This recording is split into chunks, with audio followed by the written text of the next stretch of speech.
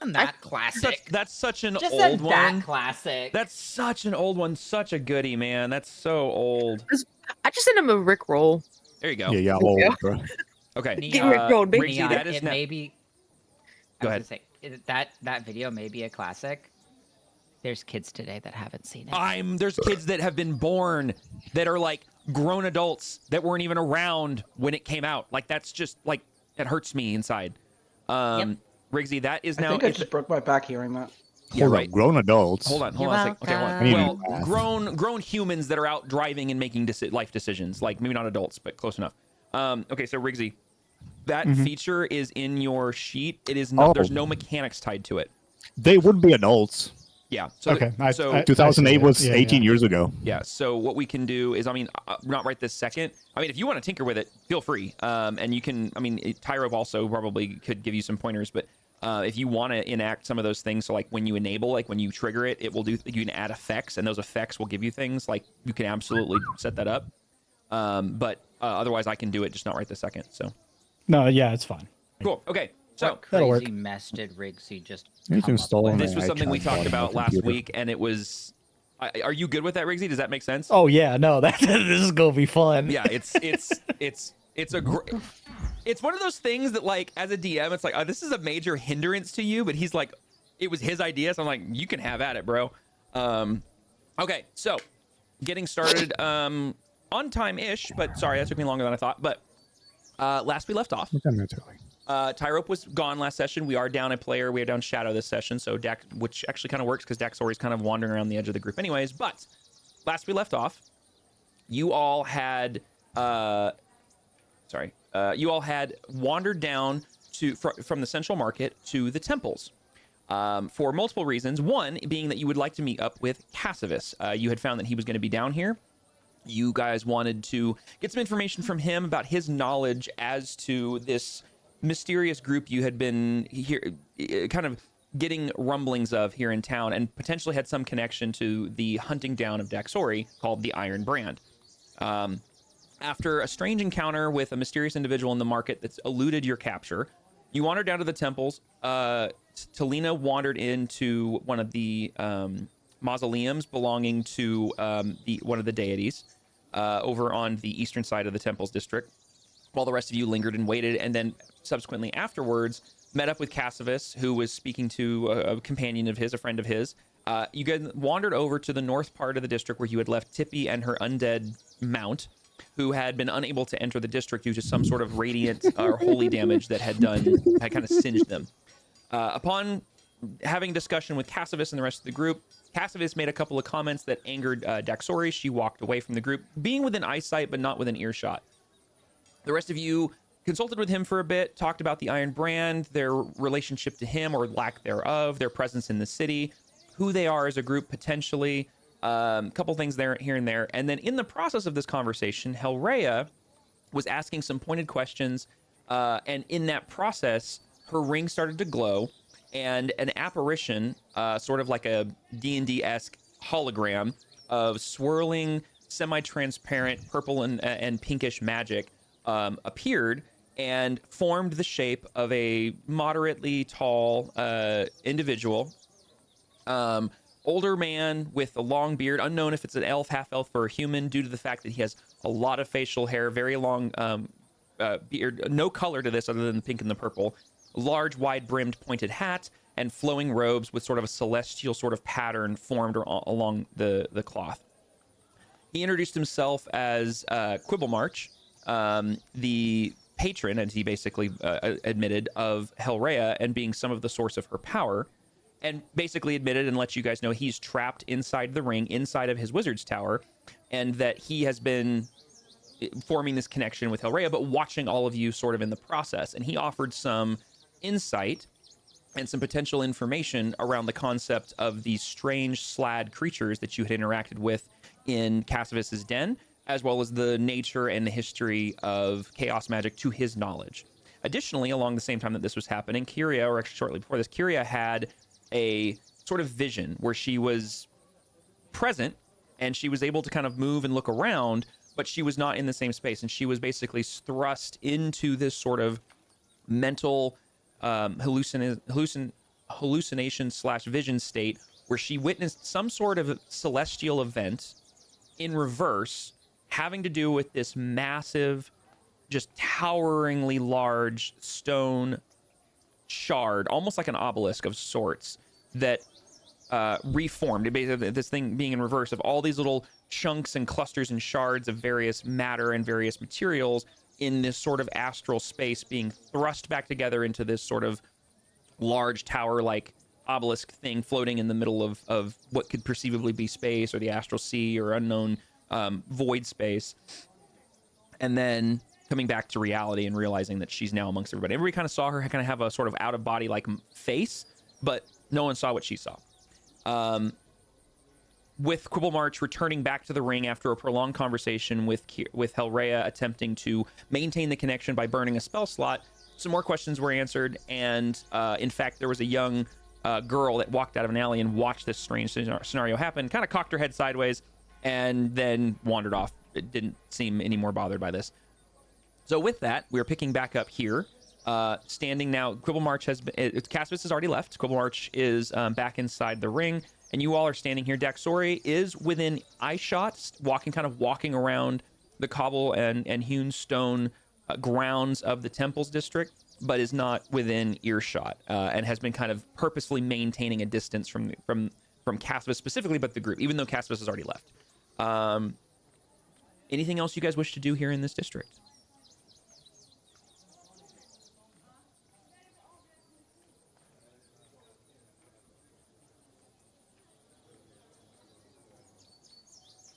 Ray is just going to be kind of awkwardly holding the ring, basically hidden and Oh, close that's to right. her. We were gonna fix your dress. Ooh. That was a different thing. Well, yeah, not That right was- now, but like in general. That was that's what we're more of gonna a. That was more of a. Ray was going to go back there like the next day or something. do. Okay, fair enough. I just remember that I offered to fix it. Yeah, and you also had a couple more hours, probably 2 more hours, give or take, until you needed to go back to Draconian Threads to pick up your tuxedo for the dead guy. I do remember, actually, one thing that does ring a bell is that you guys had voiced interest in trying to find a place that you would know of that you could go to for potentially black market or illicit odds and ends and other goods of that nature. Are you guys still wanting to do that? That may be something that happens, but I do ask, would Rhea know a location for this? That's going to say Rhea and Grigor would 100% know a location for this. I would, let's say for Pipwick and Talina, if you guys can roll me history checks, I'll see if you guys would know about it. I'm gonna choose to fill that role on purpose. All right, there you go. All right, you don't know about for it. story reasons. That's fine. Unfortunately, everybody else hasn't been in the city long enough to know about this, so. Yeah, no, Talina wouldn't be hanging around with black market stuff. No, that makes sense. I wasn't sure, so that's why I gave you the Not option. purposefully, anyway. Yeah. Okay. Pitbook, do you want to make a roll on that, or you just want to say you fail it? Yeah, I'll make a roll. Go for it. What am I rolling again? Sorry. History. Yeah, that's gonna be not bad actually. That's pretty good. Okay, so with that, all 3 of you know about the location of a place in the Kestral village, which is to your northeast, called the Gilded Crow. That is a purveyor of a smattering of items and not so 100% on the up and up.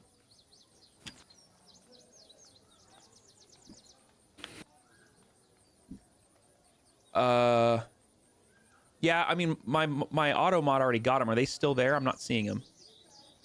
Oh, okay. Well then, better Automod- TDV might keep their message. They didn't around. delete.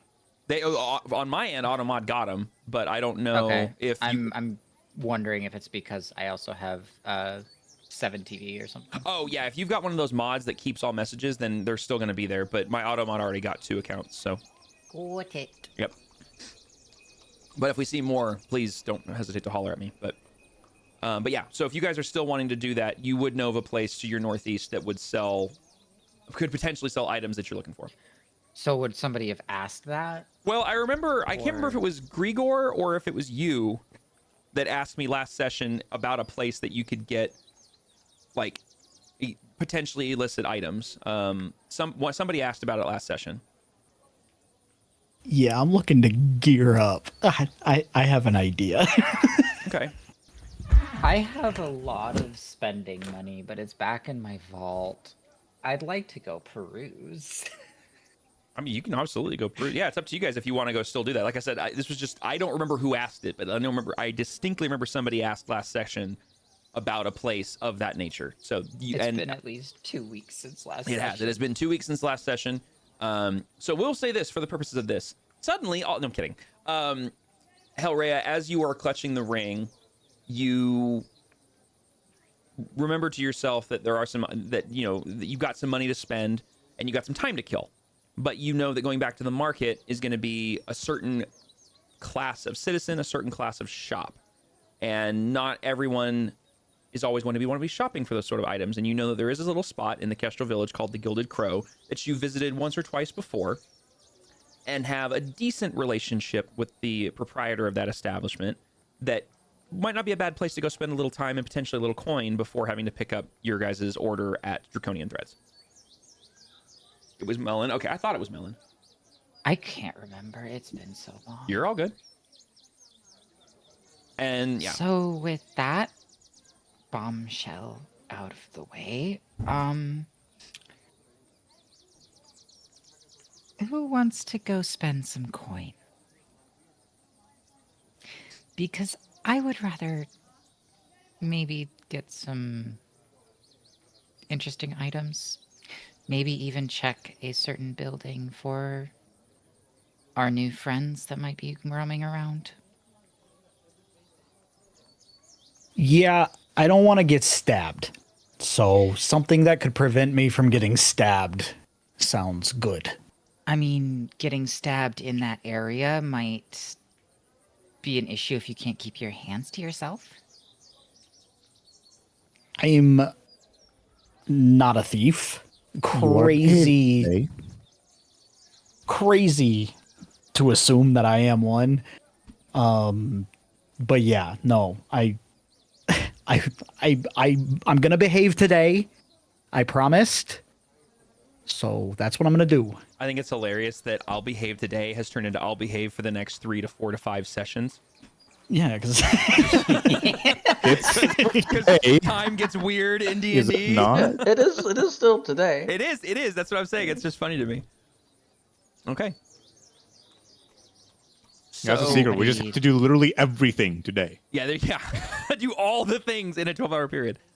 Okay, so with that, Hellrhea... I'd like to take a nap. Yeah, Rhea's going to turn to Grigor. Rhea will turn to Grigor and be like, I'm assuming you know a faster way to... I forget what it was called again. The Gilded Crow. The Gilded Crow? And yes, of course, Grigor would know this, by the way, Monohold, because of your feat that you always pull up every time I have you move around to Rune. You're like, don't forget, I have city secrets. Yeah, I think I could find an alleyway or two we could cut through. Okay. So you guys cluster back up and by Grigor's lead, make your way northeast, which frankly, it's a straight shot pretty much. There's like 2 major roads to get there. And the Gilded Crow being kind of central within the district, not hard to get to. It only takes Can you I get about... like a vibe check on Kestral Village as a whole? So Kestral Village actually was where they met you, or on the outskirts of Kestral Village. You actually, out of everybody in this group, you are the most familiar with Kestral Village. Simply That's why I'm asking, because I can't. Yep. I don't know off the You're top good. of my Yeah. like what it looked like. Yeah, so Kestral Village is the lower end of the southern part of the city. So what I mean by lower end is like lower income, we would call it today, or not quite slums. It's not quite there, but it's the poorer part of town. The buildings are not as ornate. It's also one of the older parts of the area. It's actually one of the lower, like physical, like terrain parts as well. It's at river level, whereas most of the other city is built up on the plateaus above. And so therefore, quite literally, the citizens of Darun look down on the residents of the Kestral village. And so because of that, it tends to attract a certain kind of citizen, a certain kind of traveler, and by extension, civilized goblins, which there do exist some, like Pipwick, will sometimes find themselves kind of migrating to the Kestral village area because they're not seen as much of a nuisance here like they are in other parts of the city. Now, that's not to say that all the goblins fall into that category. Obviously, you've seen some at the Ironroot Ledgerhold, but it's not as common. So the village here is older architecture, more rundown-ish, not like fancy buildings, more thatch roofs. Very simple stores and pubs and things like that. This is like your working man's village, like the blue collar people are here. Basically the area where Grigor's token is, this little kind of cluster of buildings hugged up right against the first cliffside, is like the transition point from like low end to like, okay, we're starting to get a little bit of money and then go up this. So basically like the middle income people are going to have like a house or a building somewhere on the west side of Kestral village, and then you go up the hill. So it still has like the main thoroughfares are stone streets, but besides the main thoroughfare in the village, most of the side streets are either dirt or mud or and occasionally some areas like gravel. But for the most part, like it's just kind of a straight shot. This is also one of the only ways to leave Darun and head south. There are some small roads that go west out of the city up onto the higher plateaus, but the valley essentially that leaves Darun and heads further south in the Durham Hills has to go through Kestral Village. So there is a lot of trade that moves through this major road here, which is making it one of the wider roads within the entire city. All right. With that all being said, as I walk through Kestral Village, I want to be like giving some people some high fives, being like, "Hey, Bill, how's the kids? Good to hear." Like roll me a charisma check just for kicks and giggles. Okay, I like that one. Yeah, I know you do. I want whoever he high fives to not be called Bill. I'd be very confused. All right. Yeah, not too surprised. So you actually do high five a few people that you kind of recognize. A couple, like a bugbear walks by and he kind of looks at you a little funky, but does like you have to hop up and high five his hand, and he kind of like holds it low, but he does seem to like, all right, you're cool. And then you high five a random human that's like pulling a cart, and he looks at you and he like looks at his hand. And he's very confused, but he high fived you and didn't say anything. Like it's just kind of a smattering of recognition versus non. But it's a very short walk from the temples to the area thanks to Grigor's expediency. So about 15 minutes of walking, and you guys are walking down one of the few paved or stone side roads that basically kind of cuts through this district here, or this section of the district. Oh my gosh, right there. And on the corner of this street and a dirt side road is a multi-leveled building. Kind of think like medieval, like you have like a tavern or a pub, and then you've got like maybe like lofts, not like lofts, but what are they called? I don't know, like little dwellings that are above it, kind of one of those sort of odd shaped corner buildings. And it has a corner door that leads out onto the edge of the stone street, and above it is hanging a simple wooden sign that doesn't have words on it, and it shows a if one tilts their head and squints, it might look gold, but it's probably just very faded yellow. The shape of what appears to be a crow, and it has that sort of gold tint to it.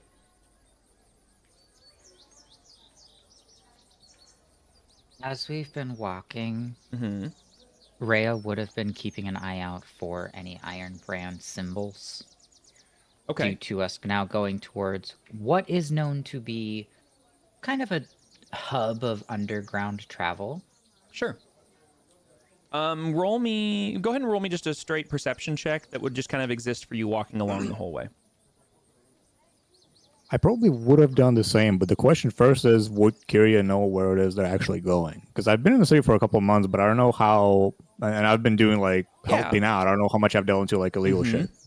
So here's the thing. You are familiar with the village because as you came here to help people in this city, short of going across the river, most of the people who would theoretically need help have been in the village. So you've done a few, for lack of a better term, outreach programs down here where you've come down and helped feed some people. You've brought some money from the council down here to, buy some basic necessities for a few people here and there. And some people seem to be receptive. Other people seem to understand this is coming from like sort of a we're doing this to make ourselves feel good sort of place. Not you, but like the people who like sponsored you. So you've always been met with kind of mixed behavior. Like some is very like receptive and appreciative. Others are like kind of more skeptical and distrustful and sort of standoffish. But when they walk you up to this corner building on the edge of this cobblestone road, you look at it and go, oh, this is the you're like, I know the Gilded Crow. This is a pawn shop. This is just a very simple little pawn shop where some of the people here in town bring some of their wares to try to make a few bucks just to make it by, you know, make a couple coin pieces here and there. It's just, you've heard about, you've walked by this place numerous times, but you've never been inside. Okay, but like, all right. On top of that, like, would I get a sense that this is a place where I should also be looking for our Iron Bat or no? The Iron Brand, is that what you meant? Yeah. I mean, if you just want to roll me a perception check just to see if you can keep your eyes open, sure. But as far as knowing they're over here, well, do I know there's a large criminal presence in this area? There's you would know that there is a more seedy clientele, more seedy citizenship over in this part of the village, kind of more scrappy, not necessarily seedy. And this kind of goes back to Hellray's question of there's not so much a bigger crime scene over in Kestral Village. Ironically, there's actually more crime in Riverside because that's where all of the passengers and quote unquote tourists are when they're getting off the ships. Kestral Village is more where some of those particular individuals reside or kind of return to. It's kind of like the don't poop where you eat sort of deal. Criminals may go to Riverside to conduct crime and then come back to Kestral Village to sleep or to get something to eat. So the reason I was making comments of looking for them is because if any of them knew of the more under the table type of shop this is, they might come over here to try and get some of their own kind of things. Yeah, that's a perfectly reasonable way to think about it. Yeah. So I'm also assuming Dax is just kind of following the group. Yeah, I mean, I think I'm the only. I don't remember who else is permitted to play Dax besides me. There was, I think, Ty. Was it Ty and you? I think. Let me go back and check. Ty here. and Jess. Ty and Jesse. Was it Ty and okay? Wait, me? What, really? Yeah, Was apparently you are given permission to. Yeah, that should be played by Jess Meonion. Oh, well, there you go. Okay. And I am not in the brain space for two characters. No, so. you're fine. You're fine. So, I mean, it's kind of up to you, Jesse. If you want to handle that, if you don't, I'm happy to hand wave it, so to speak. But I didn't realize that you were on that list. I don't mind trying. You want? Yeah. Go for it. Yeah. But I mean, yeah. I think she would be following and keeping a distance still. Yeah, 100%. Okay. You can actually go ahead and let me give you ownership of her sheet so that you can make rolls for her. Give me one second here. Yeah, maybe the dice will work better for me. Yeah, one can hope, right? Okay, so you would now have temporary ownership of that sheet as well. So why don't you go ahead and roll me a perception check for Dexori, just in general, regardless of anything else going on. And I did see your roll, Hellray. I'd say that with an 11. You don't see anything. You feel at ease. There you go. Okay. However, with a dirty 20, Daxori. So all of you guys are maintaining without. Well, she's maintaining a healthy distance from you guys. She sees you guys leave the square and start heading northeast, and she waits a beat. And then she decides to follow at a distance. Every once in a while, several of you can kind of catch out of the corner of your eye or over your shoulder. You do see her following at a distance, making sure that she's not leaving eyesight, but she's definitely not getting close enough for you or her to hear any sort of conversation. With a dirty 20, Daxori doesn't see anything that causes any sort of concern. Nothing catches her eye. She doesn't see anyone that is a threat to her or you guys. She does maintain a little bit of sort of a careful saunter. Like she's not darting from shadow to shadow, but she's also not walking down the middle of the street. She's being a little more cautious with her movements. And because of this, she's also like being somewhat stealthy. She's not being 100% stealthy, which is why I'm not having you roll a stealth check, but close enough to it. And as you guys enter the Kestral Village district and come down one of the causeways from the plateau down, it gives a lot better view, and none of you guys see anything of an immediate threat of any sort. You guys pass through sections of the village until Grigor leads you to the corner of that street where you stand in front of the building, and Daxori waits at a bit of a distance, and I'll keep that dirty 20 in mind moving forward. At this point, you guys are all, everyone but Daxori is standing at the corner of this building. The door is closed, but you can see, it doesn't look like a closed establishment. The door is just shut. What would you guys like to do? I have one final question before we possibly, enter the building. Would I know the name of the person who would most likely be behind the counter? Yes, yeah, you would. You would know. Give me a second here. You would know that the proprietors is a human female of 30-ish, like maybe 35-ish, and her name is Delphine Harrow. Should not be playing Skyrim. Yeah. Would I know that? I would say that. Actually, what did you? Yes, you do know her name. You know her name is Delphine. But you also know that she is she is an interesting individual where let me ask you a question. Are you the kind of individual that would go into a place of any sort of repute and ask for items that are not visibly available? Like, are you gonna go, do you have like a special inventory? Are you that kind of person, or are you like what you see is what you get? I would ask for stuff behind the counter. I carry a weird piano around in a briefcase. Yeah, you would know. So you know that this is a interesting pawn shop to visit on occasion to see what knickknacks that the locals might bring in for pawning or trading or selling. And so you maybe have been in here once or twice and looked for strange knickknacks, and Delphine's always kind of giving you a strange eye, but she's never turned you down. But you've only ever shopped in the front of the store. Hellraya, you would know based on just pure history. Okay, I was gonna ask, what's coin toss again? I have a. It's like rolling a die, so like /R space, but then it's 1DC, like 1D coin. And 0 is heads, 1 is tails? I believe so. It'll tell you when you flip it, and it'll tell you what they are. Yeah, so that's heads, I believe. So if you click that, yeah, you got heads. Yep. Okay.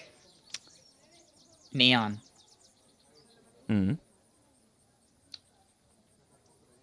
Delphine knows Rhea, and Rhea knows Delphine. Delphine knows about Rhea's hidden features. Okay, cool. With that, then, you are also, while, Kyria, you know that this is a pawn shop the locals go to.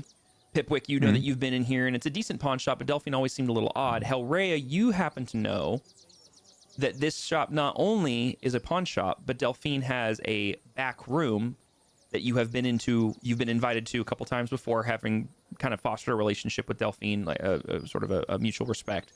She has shown you basically her private wares, and you know this shop is more than meets the eye. There is an entire business that is not seen to the people in an everyday capacity.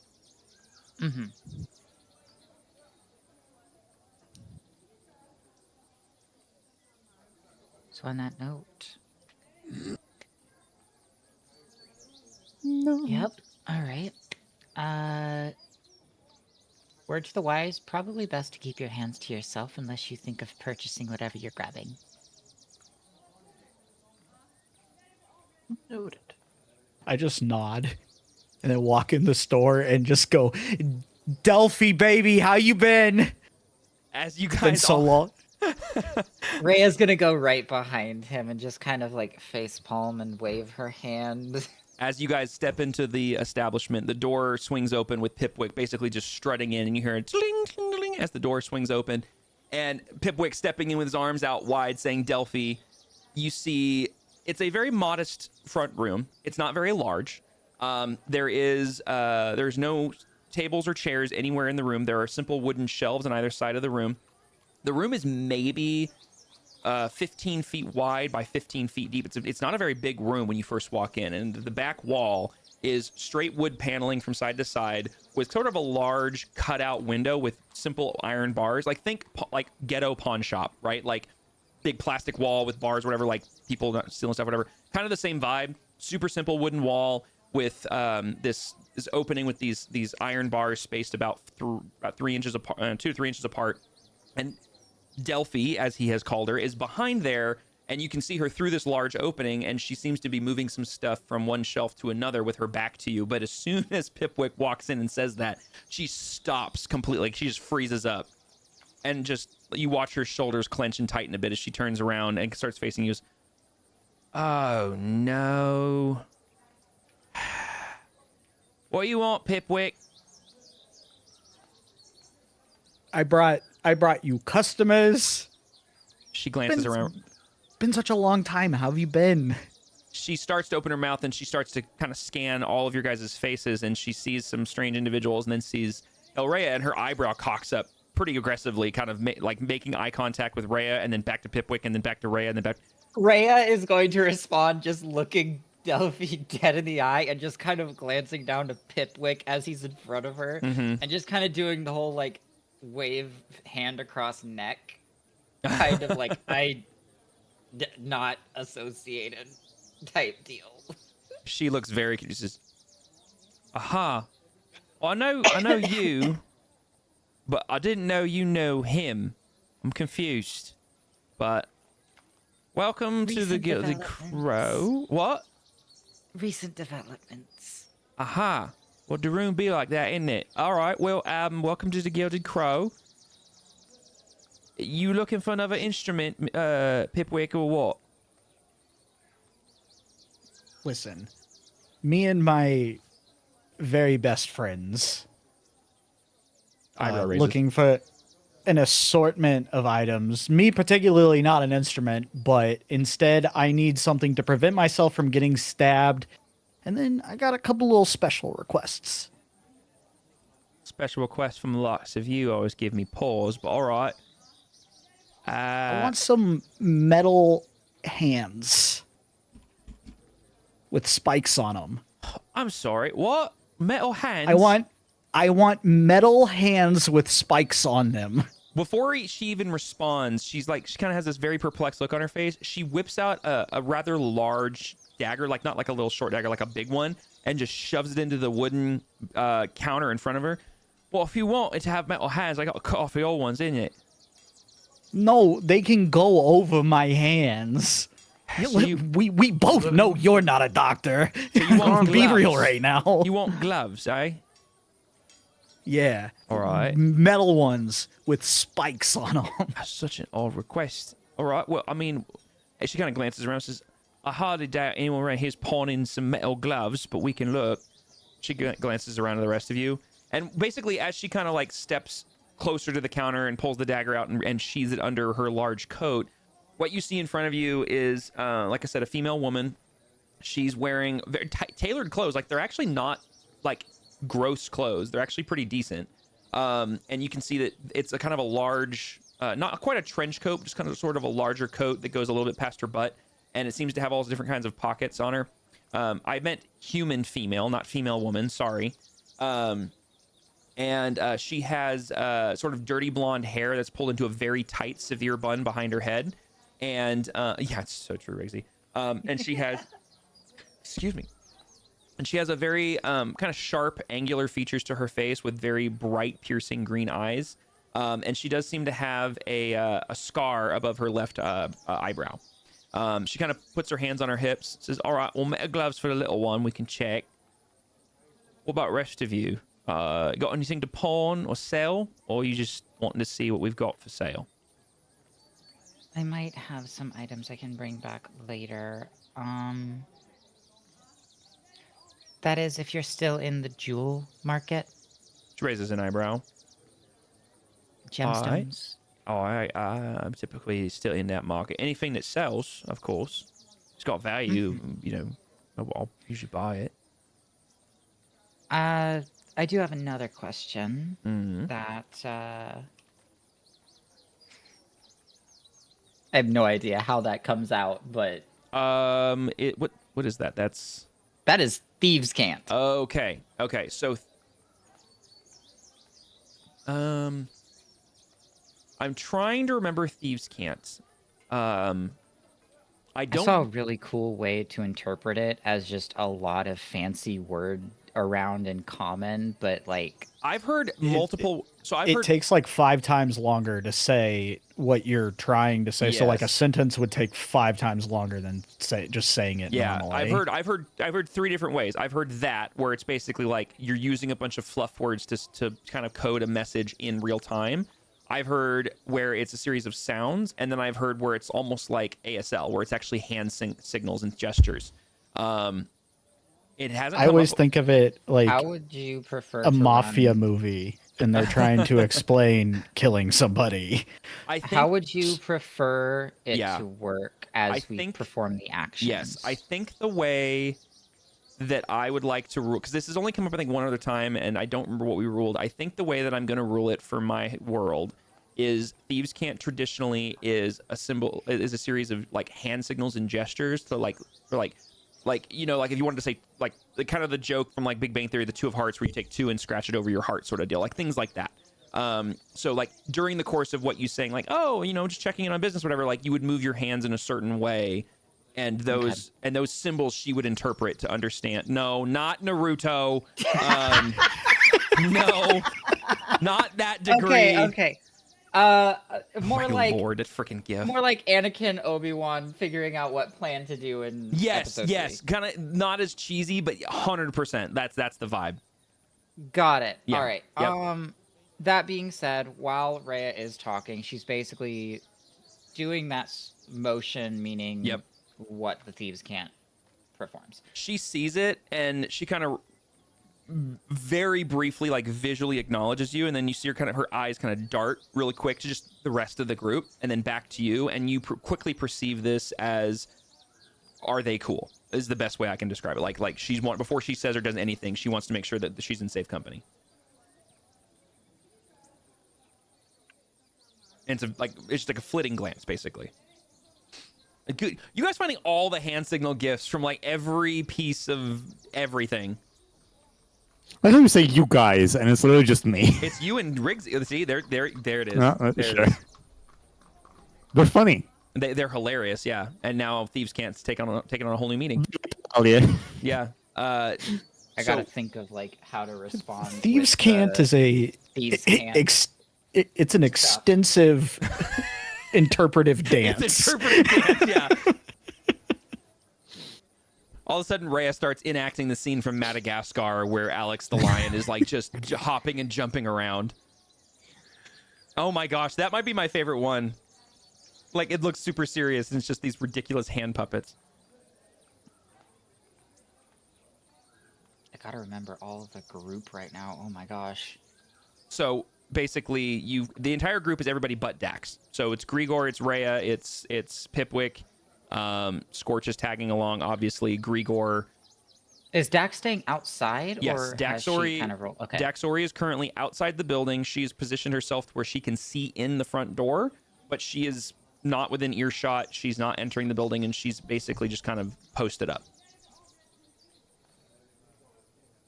So, as Rhea continues, I just have to go grab my gemstones from my lockups, from my my ledger hold.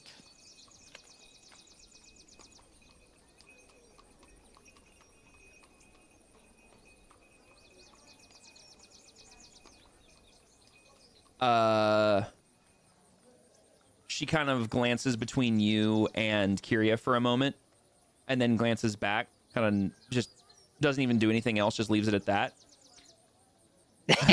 Let's see. Hold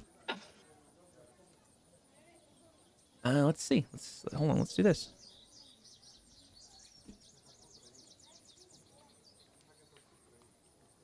I was responding to Fox. No. I know. Oh, yeah. She kind of stops and goes, "Yeah, all right. Go ahead and get your gems and bring them on back, and I'll evaluate them and see if they're worth anything. Of course, you can always get more if you go up the hill to them fancy pants up in the other districts. They've got jewelers and such up there." Oh, very true. However, these gemstones may have been found elsewhere. Ah, understood. Right. There's no problem here. Bare minimum, they'll give you value if you want credit. And you said the one you want is something with gloves and spikes, yeah?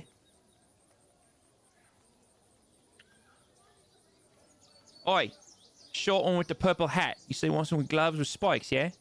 Yeah. Yeah, all right. I'll check the back. See I what was I like got. looking at something on the counter, like really weirdly. Yeah, and basically on either side, so this kind of like rectangular space that you're in, both sides of you, there are some minor items on the shelves, but everything out here is like low value. It's literally like people pawning like an old like loot that is like missing a string, and like wooden training swords that may have been used by the guards at some point but are just like there. Random pieces of farm tooling and equipment like hoes and sickles and things like that. Everything out here is very much like almost like a hardware store, rather than like there's like no weapons that are visible, except like one like looks like a rusty spear that maybe is a crack in the handle. There's like some random clothes that are folded on a few shelves that look very old and dusty and maybe like slightly torn. It's like it's a pawn shop, but it's like not a great selection of items. Yeah, so I'll like kind of like look over a lot of this stuff and like kind of just I don't have a positive reaction to any of it, and I'll just look up and go, "So has business been good?" Or she raises her eyebrow again. And says, I'm still here, isn't it? Can't complain, I guess, huh? Exactly. While while Delphine is searching around, simple. Don't tell me it's a.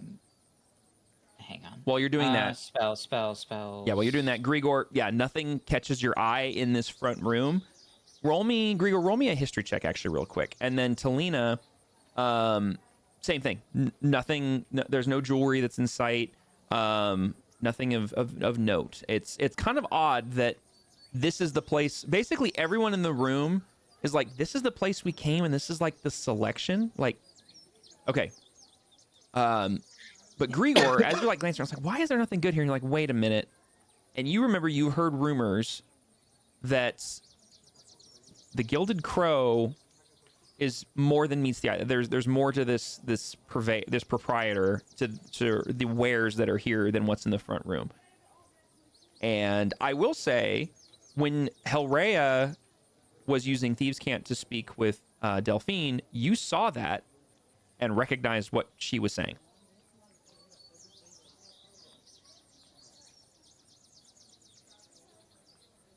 Which, actually, I don't know. Did you understand that in the chat there, Grigor? I assume that you did, because you have that language. Yeah, Grigor should have these yeah. as a rogue. Okay. So you obviously could read and understand that. And so you saw that there's something going on here between you guys. And, yeah, I was with an 11. While you have heard about these things, I don't think that you would have interacted with Delphine before, but you just know about this place. And you know that there's something else going on. She kind of glances around and sees you. Obviously, I don't know the language. I read it through Dax, even though she's not there. She's just outside. Yeah. But just for your information, Kyria is literally just kind of idling.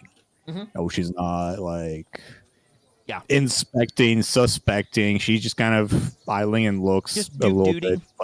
bit. Okay, sounds good.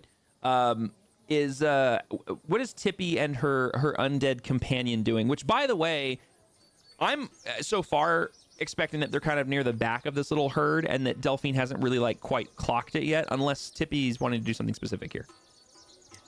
Tip is gonna do something. I was actually getting ready to type in Go the for chat. it. That was funny. That was funny. Go for it. Tip is gonna leave Sean's shoulder. Okay. Sean lingering by the door. Remember the zombie's name. Uh-huh. Shockingly. Yep. I'm gonna turn invisible. Okay, you know what? Roll me a stealth check real quick. I want to see if you can do this without her noticing, because it is a smaller space. I like that Sean's at the same angle as the street going down. He's planking. It's fine. There it is. By the way, as Rhea was the one kind of giving the warnings, don't do anything sketchy. Would Tippy jumping down from Sean's shoulder kind of gather So here's her the thing, attention to because check? because you're looking at Delphine and had been interacting with her, you don't see this. This happens behind you, and Tippy basically jumps off Sean's shoulder, and right before she hits the ground, disappears. And with an 18, you do so, and Delphine doesn't see it. And because Hellraya is communicating with her, and this is happening behind her back, she doesn't see it either. Okay. Excellent. Okay. Actually, it doesn't. I don't think it works that way. I don't, unless you have telepathy. It probably doesn't. No, you're just screaming internally, but you can't. It doesn't work that way. My passive perception is 20. Do I notice that? Yes, you 100%. You kind of corner your eye when you're just kind of sitting there dooting. You see Tippy kind of furl up and jump off of Sean's shoulder towards the ground, and before she hits the ground, disappears.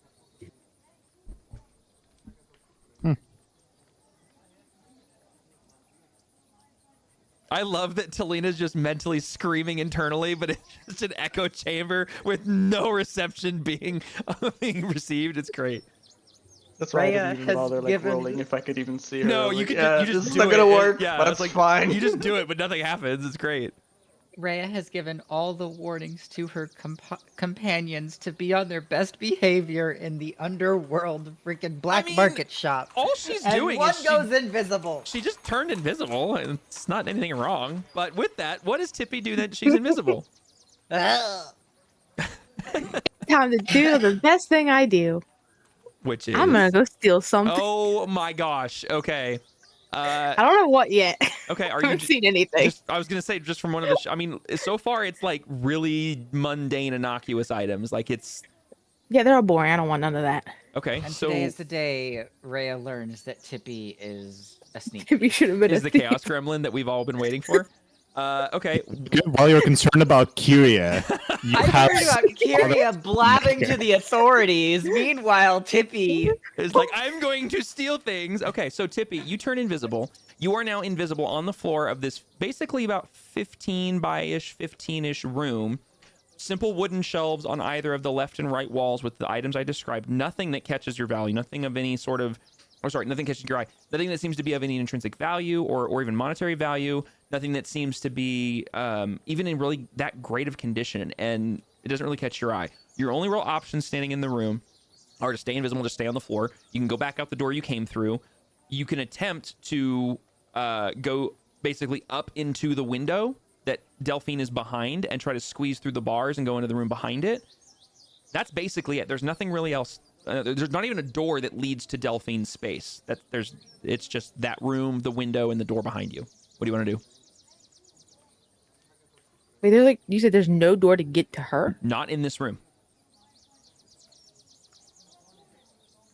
One that you can, I will say, one that you can see anyways. There's no very apparent door on the wall next to the window. It's just right dead smack in the room. There's this rather large window that's probably about 5 feet across by about, I'd say, 4 feet tall, starting at about waist height of her. And then there's these simple iron bars go straight up and down only. And it seems to be, it's a pawn shop window, right? It's very clearly supposed to be like, I'm going to take an item, I'm going to pay you for it, and you're going to leave.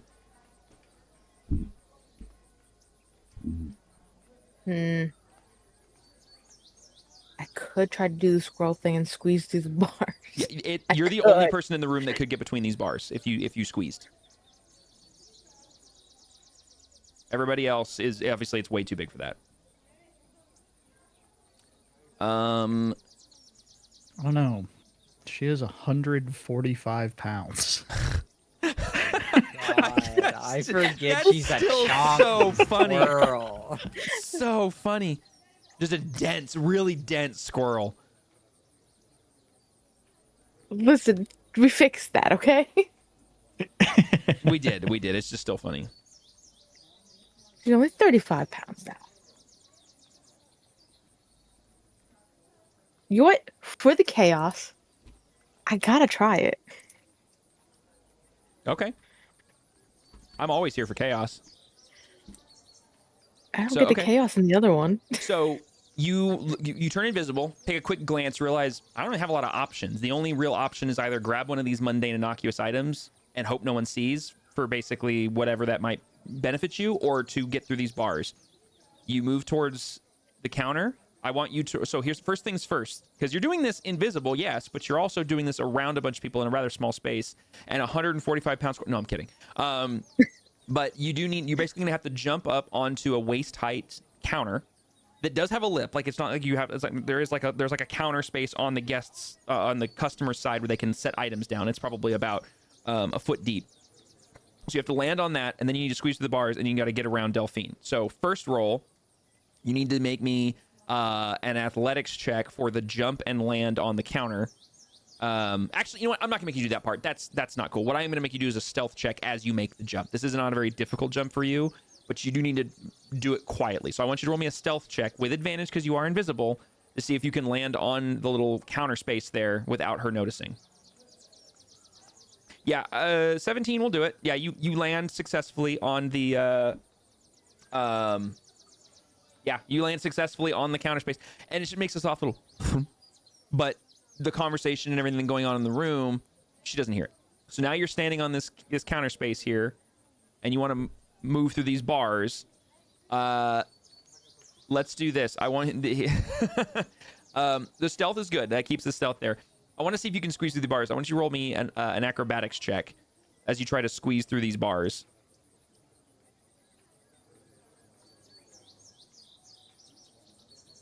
That was almost a 3, and I had a plan in my head. I had what was going to happen.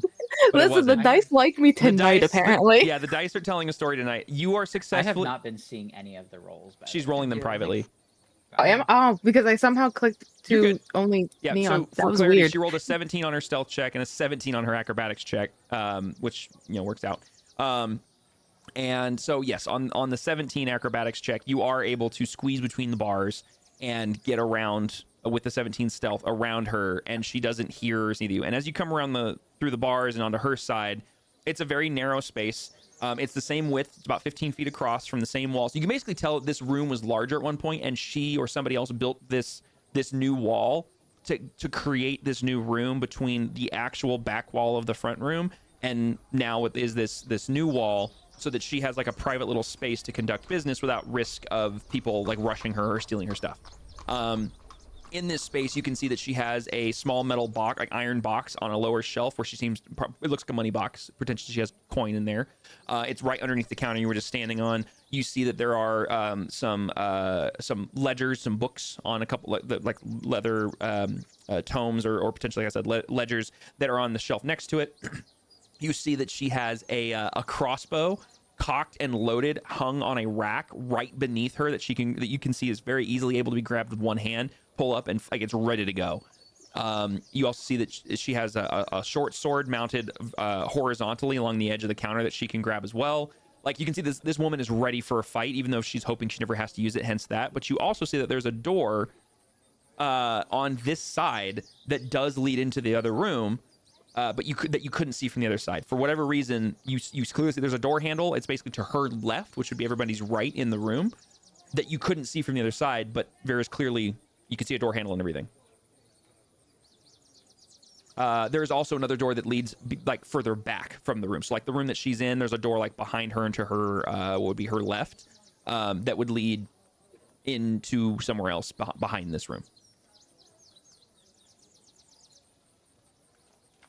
Are they open or? No, they're both closed. Yeah, the one that leads away is closed, and obviously the one that is on the guard wall essentially is also obviously closed because you couldn't see it from the other side. And I have to figure out how to go through them without.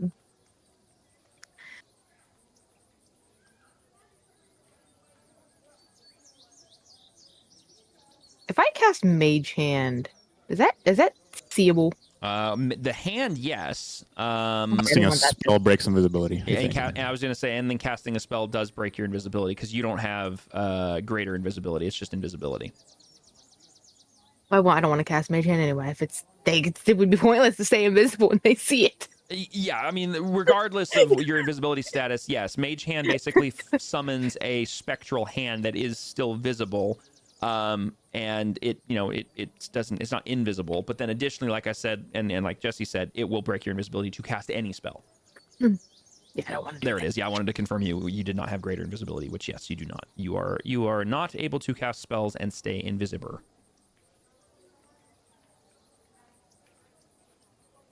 I want to try to go through a door that looks like it would lead somewhere important.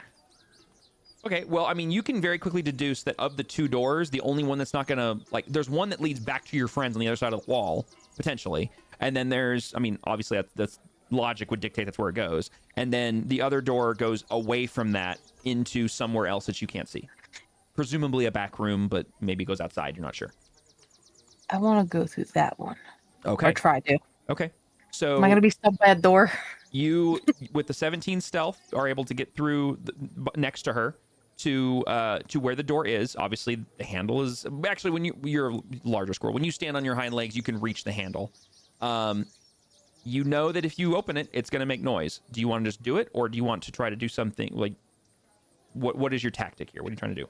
Just open the door? I want to like open the door, just like if you're in the middle of the night type door where you like you're holding it so quiet and moving it barely to Yep, like makes yep. a minimum sound. Okay, so this is going to be a sleight of hand check because it's exactly what you're doing. Is you are trying to control the dexterity of your hand so well.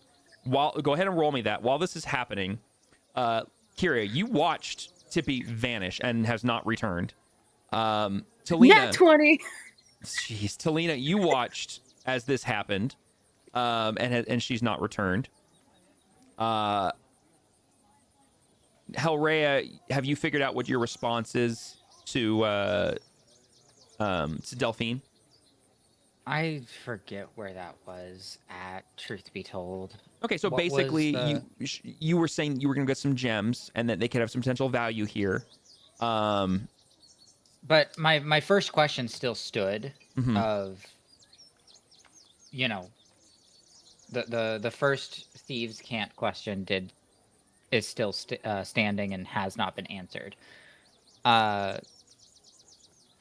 This Yeah, could well, be- and she's purposely not answered verbally, but after kind of the back and forth about the gems, using her hand gestures as well, she responds with,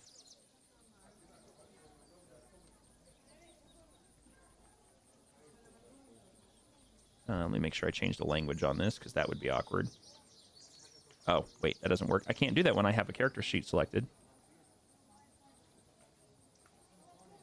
I think that depends on which character sheet you have selected. I had Tippy selected, and so it was only giving me select options. Did that work? I can read that. I can read that. legible. Read that. Well, I'll that's pretend I dumb. don't know it. It wouldn't let me change the language. I changed the language, but it wouldn't do it. Well, that's not. You can't. None of you can understand that except Grigor and Hellrhea. That's. I don't know why. I'm not even there to read. I don't even know why it didn't work for me. You may need to have a character sheet with that and be selecting the character. It's sheet. just weird that it. Yeah, it's just weird. I mean, you're probably right, but yeah. Anyways, that's. Yeah. Just so, get a game master character sheet with all There of the you go. languages. Yeah, with all of the languages, but that actually might not be a bad idea. But, anyways, I was gonna suggest the same thing off stream, but hey-ho. It'll take me some time to get across town for those gemstones. In the meantime, I would like to browse. as you're standing there responding to her, and everybody else is standing in the same spot looking at Delphine, behind her, to what is your right, her left shoulder, you watch as a door you watch as the handle, I mean, crawls as it turns. Like, it's just ever so slightly turning, making almost no noise. And then the subtlest little click that she doesn't seem to notice as you're talking to her. And you watch the door just slowly swing inward away from you guys into what is apparently another room. And it just starts ever so slightly moving. Here's what I want to have happen. Hold on. I one second. want to do something. 1 second before we go any further. I want somebody that's not me to roll. Let's not do a coin. Let's do a d20. So somebody speak up. Who wants to roll a d20 for me? And I'll tell you how you're gonna do it. Okay. Okay, you're gonna roll a d. All right, Tyra spoke up first. Okay, d20. 1 through 10 is option 1. 11 through 20 is the option 2. Instead of flipping a coin, I just prefer d20s. Okay. Oh my gosh. Okay. Not a sound is made as this door swings in. No creaks, no groans, no nothing, as the door just slowly swings inward to the point where I'd say it's a little over halfway open, and it just stops. But Rhea sees it. You see the door, yeah. You're like, that's weird. The door just opened, but you aren't aware that Tippy's invisible. You aren't aware she's in there. All you see is the door just slowly open, and nothing comes out, and nothing goes in. It's just there. So, with that, the only comment that Rhea is going to make. Do you have a loose door latch? Now, I will say, as you say that, or maybe before you say that, for the record, Talina, Kyria, Grigor, Pipwick, all of you see the door as well. And I will say that definitely at least Kyria and Talina, I would say even possibly Grigor, watched Tippy disappear. And then now the door is swinging open. I'm tempted. So I'll give you guys an option if you want to say something as Hellrhea starts to speak. But if no one says anything, Hellrhea's comment is going to hold. I am so tempted. I was tempted to do something. I'm just gonna stick with my speaking line, Yeah, but yeah. I was gonna use a spell and do a little haha funny. Was it thaumaturgy? It was gonna be slamming the door shut. Same. Nah, I'm gonna let you speak. I'm gonna let you speak for now. I'm gonna use the words though. I'm gonna use the words because I don't know it's Tippy. Okay. So as you say that, Yeah. Delphine. So you said what? You said you have a loose door problem. Is that what you said? Do you have a loose door latch? What? Turn it up, and the door's up.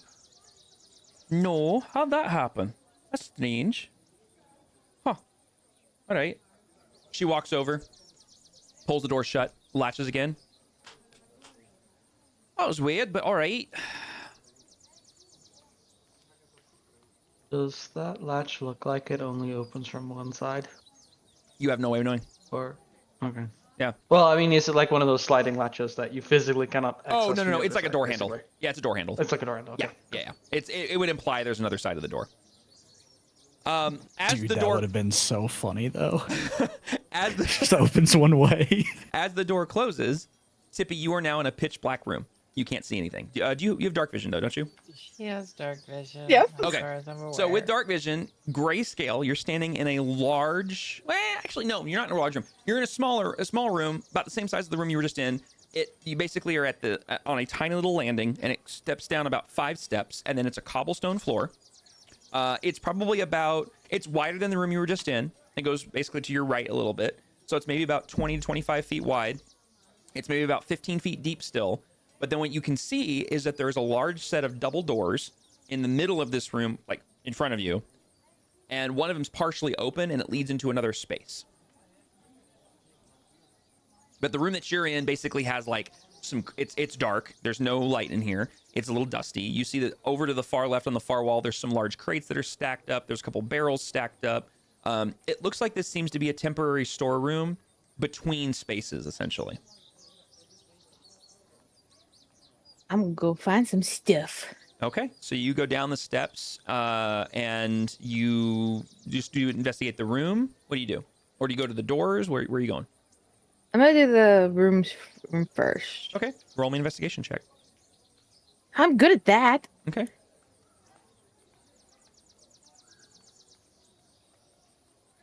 Yeah, just 22. With a 22, you find that this room is not anything special. You find that there are crates and there are barrels. The barrels just have, one of them has like some sort of grain in it, potentially. The other has this strange gray, almost like silvery, like granulated powder of some kind, full to the brim. Same thing with the other one of the grain. The crates, one of them just has iron ingots in it, like large metal ingots. And then the one that's next to that just has a bunch of straw in it. And it looks like this one has just been opened recently, and whatever was inside of it, the packing material, the straw is left over, but there's nothing else of value in it. Besides that, there's not really anything else in this room. There's the two, and then all that's left is the 2 big double doors. And as you turn around, there is one other door on the far end, kind of to the right of where you came in from. This is just a normal door. So you have a normal door that's closed, and then you have a large set of double doors that look to be like barn-sized doors, like big double doors. And the double doors are slightly open, like they're not closed entirely. You realize that they weren't closed all the way. I'm gonna go with the door that's already partially open. Okay. You go over, and it's a big, heavy door. It takes you a second of really pushing to get it to go. It does creak a bit as you push it open. Thankfully, the door behind you is muffling the sound, so it's very subtle in here of the creaking sound. And as it pushes open, you step into another space that's much bigger than the previous one. And you realize that like the whole city block must all be one building. It just looks like multiple buildings from the outside. And this is a warehouse. It's a very large warehouse. And there are crates and barrels and there's an entire wagon in the middle that's covered up with like a large tarp. This is just a huge warehouse full of stuff. I have to find things to put in my bag holding. Okay. Roll me in another investigation check for this room, but we're gonna wait for a minute. While this is happening, we're gonna go back to the main room. Delphine closes the door, kind of dusts her hands off, and says, well, that was weird, but all right. So you're gonna get you some gems. I'm looking for some gloves for you. Was there anything else that y'all are in the market for? Anything I can look for you before you return? Yeah, some stuff that protects me from getting stabbed, but I can still move around in. All right, I might be able to come some for that. Although I have to see, like I say, it may not be anything special, but it might work. Is that? I mean, you know what? Let's save that for another time. All right. I believe I could be in market for some of my specialty, that being information.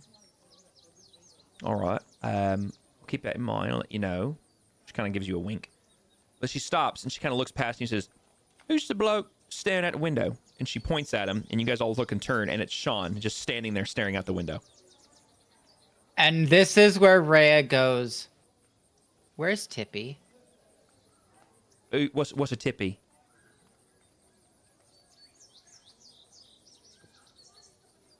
Our other companion. The fluffy one. There was a fluffy one. Riding on that one's shoulders. Are you sure? The door's still open. Outside hanging with Scorch? The door's still open. I'm gonna like gently kick against her foot, like trying to be subtle about it. Okay. Roll me. Sleight of foot? Yeah, I'll roll sleight of foot. You know what? Yes, you're gonna roll me a sleight of foot check. Nudging Rhea's foot to let me know. Oh my gosh. Okay, dirty 20. I'll say let's do this. I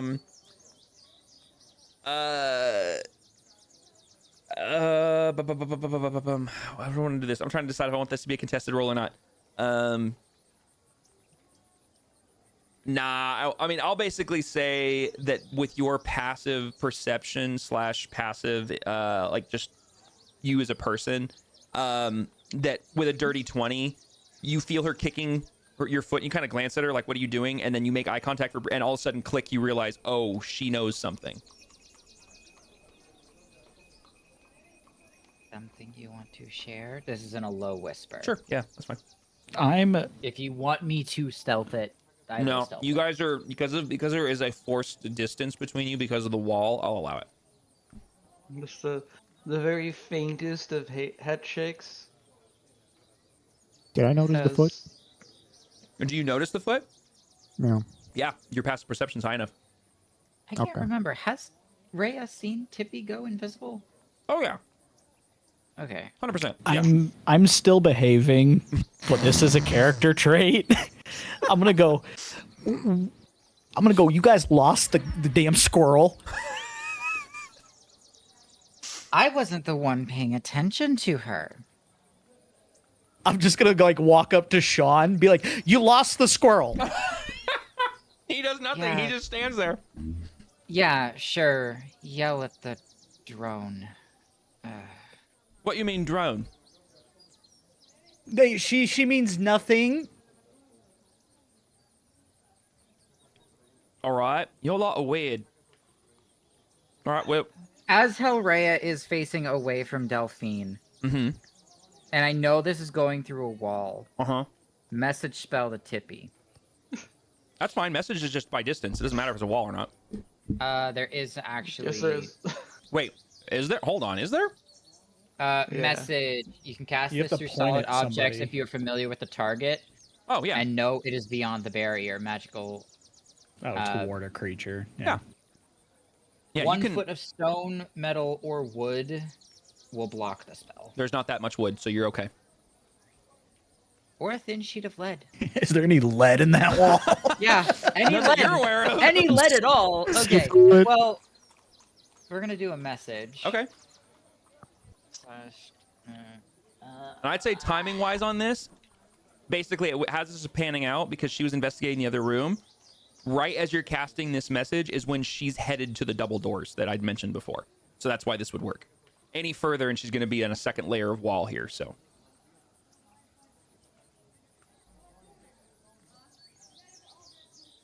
While this is happening, I'm still just scolding Sean. Yeah. He's just standing there groaning. Everybody who can see Rhea's face, all that you see is her mumbling something to herself. But the ring does cast a faint glow as she casts her spell. Okay, so the ring glows. I would say, based on what I know about you and Hilrea, is that you're keeping the ring. You're back to Delphine, and the ring is somehow in front of you, so she can't see it. Yes. I assumed. Yeah, I figured as much. Yes. Can I see the ring glow? Of course you can. I'm gonna look at Hellray and be like, this isn't the best time for your friend to make an appearance, okay? We lost the squirrel.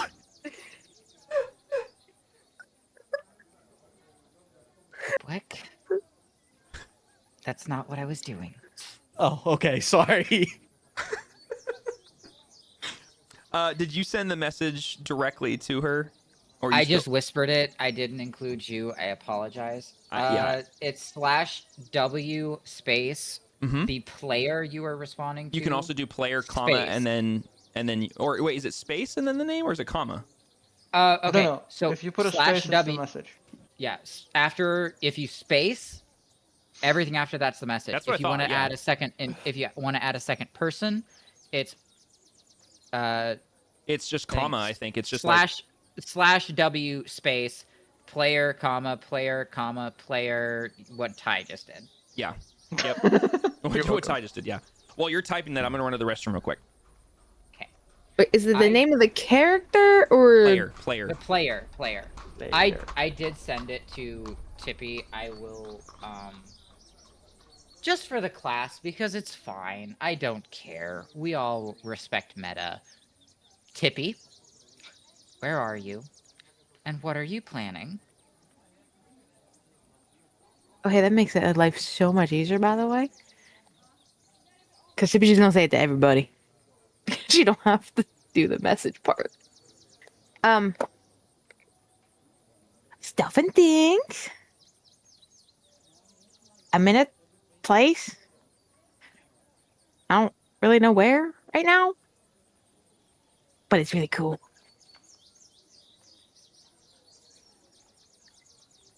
One more simple message going through that wall. Don't steal anything. One more message from me going through that wall. Did you go through the door?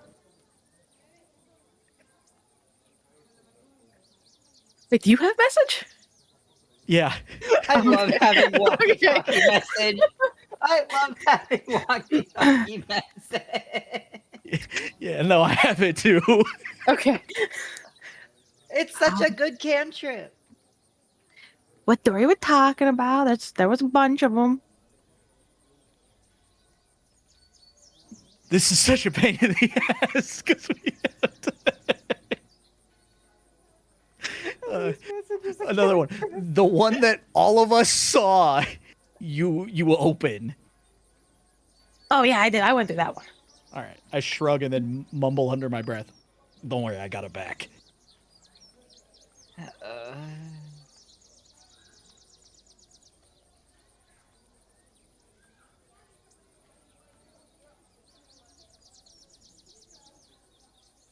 I'll just throw that down there because. Yeah.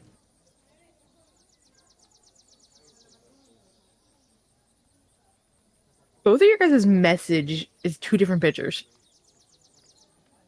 Is it? Does that mean I have... For me. Hang on. One of you has the legacy one, the other one doesn't. Yeah, it's probably- Did I not grab It's legacy? fine. They do the same Some of the spell description thing. is roughly the same. It's fine. I'm pretty sure the message hasn't changed. I was gonna say if message has changed, that's silly. Probably me. I think the main thing the biggest thing I've heard to change is wish. Nope, Pipwick has the legacy one. Nice. I guess I just don't. Wait, what? The 2024 message is a third different picture. Is a what? What? What? It's a third picture. It's not the one you have either. That's an envelope. You have a. I wonder if it's the Okay, class. it might be the class different. I'm thinking it's the class difference. Do I have? Yeah, because what the hell do I have? Pipwick's a bard, right? I do. Yes. Oh yeah, it could be. And what's Hellraiser? Warlock. Yeah, I think that is because if you look at the Hellraisers, it looks more like a warlocky type spell look, and Pipwick's is a Coin. or a drum. I'm not really sure. Or a drum. One of the two. It does make sense because all of your cantrips are like purpley icon. I don't have message, or I would explain. I would experiment with mine. Wait a minute. You don't need to cast it to see. I don't have it at all, Oh yeah, there you go. so I don't know if I ever picked it. But I wanted to go. Where do I find spells again? Is it in? I have sending. That's close enough, right? I have that In the too. podium, right? I doubled down. Yeah, I'm not unless it's very required, and I know it's gonna be required. I'm not letting a third level 25 word spell take up my goddamn slots. I can only have so many spells chosen. We're not doing that. No, yeah, I'm basically a Verizon tower walking around. I am sitting here with a walkie-talkie in my pocket with message. I can only go 120 feet before the spell says "fuck you." We just gotta do the Vox Machina thing and just get matching earrings. It'll be fine. Some watermelon symbolism. What the fuck am I hearing? I sound like a dog. My dog. Okay. Pupper. So looking in the podium, the compodium for message, Pipwick's is a weird looking dial thing, like a spinner almost. Oh my god, it's a radial phone. I am a phone tower. Then what is yours, Hooray? How do we figure out what yours is? Interlinked. Cells. Counterspell. It's just interlink. It's just we are connected for this one moment. You don't have to respond to me, but I am yelling at you Oh my- mentally. Goodness. Dancing lights is so not okay. Actually, somatic and material. I don't need to verbally say crap. That's just for flavor. Okay. Then again, Halrea doesn't know how her magic works. Which is kind of half the fun.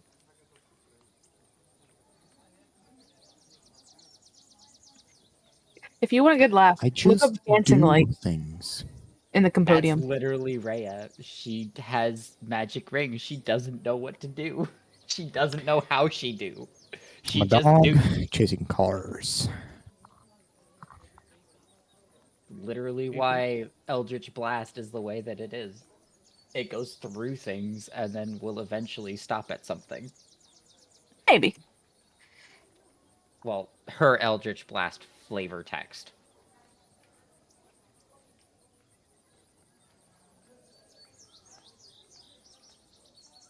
Why else do you think it decapitated 2 people and put a cavity in the other one?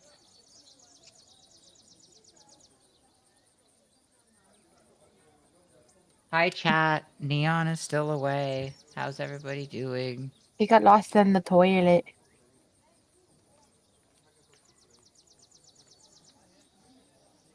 I've gotten lost going through spells to see their pictures. Actually, yeah, Telling you, look up dancing lights Okay, I'm back. and tell me what it looks like.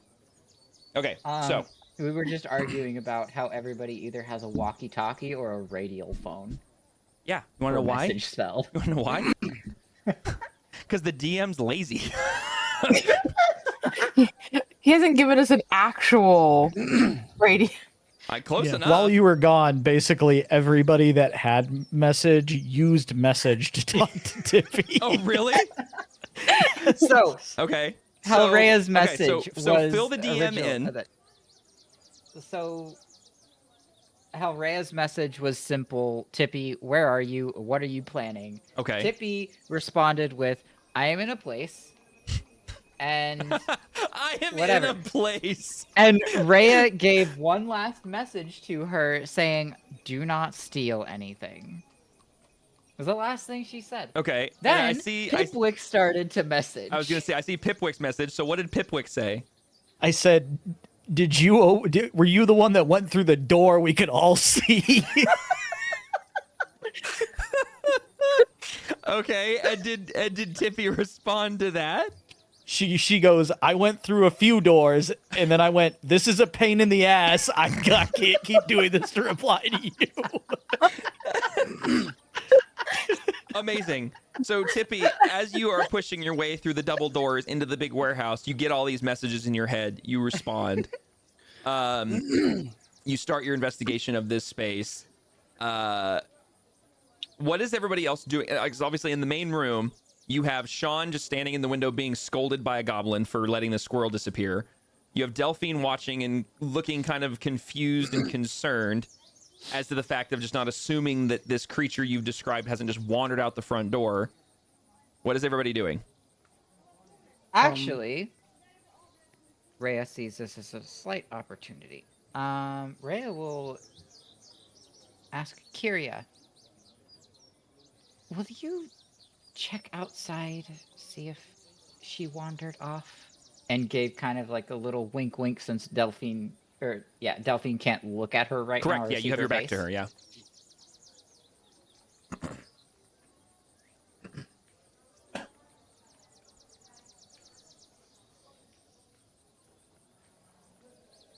And I'll Sure. Okay. So does Kyria just saunter out into the street to look, quote unquote, look for the squirrel? Yeah, quote unquote. Okay. I think I did straight together. Okay. So you step out into the street. Daxori kind of raises an eyebrow at you from across the street, but doesn't say anything, just kind of looks in your direction. As I'm sorry for booting you out, Kyria. I'm sorry.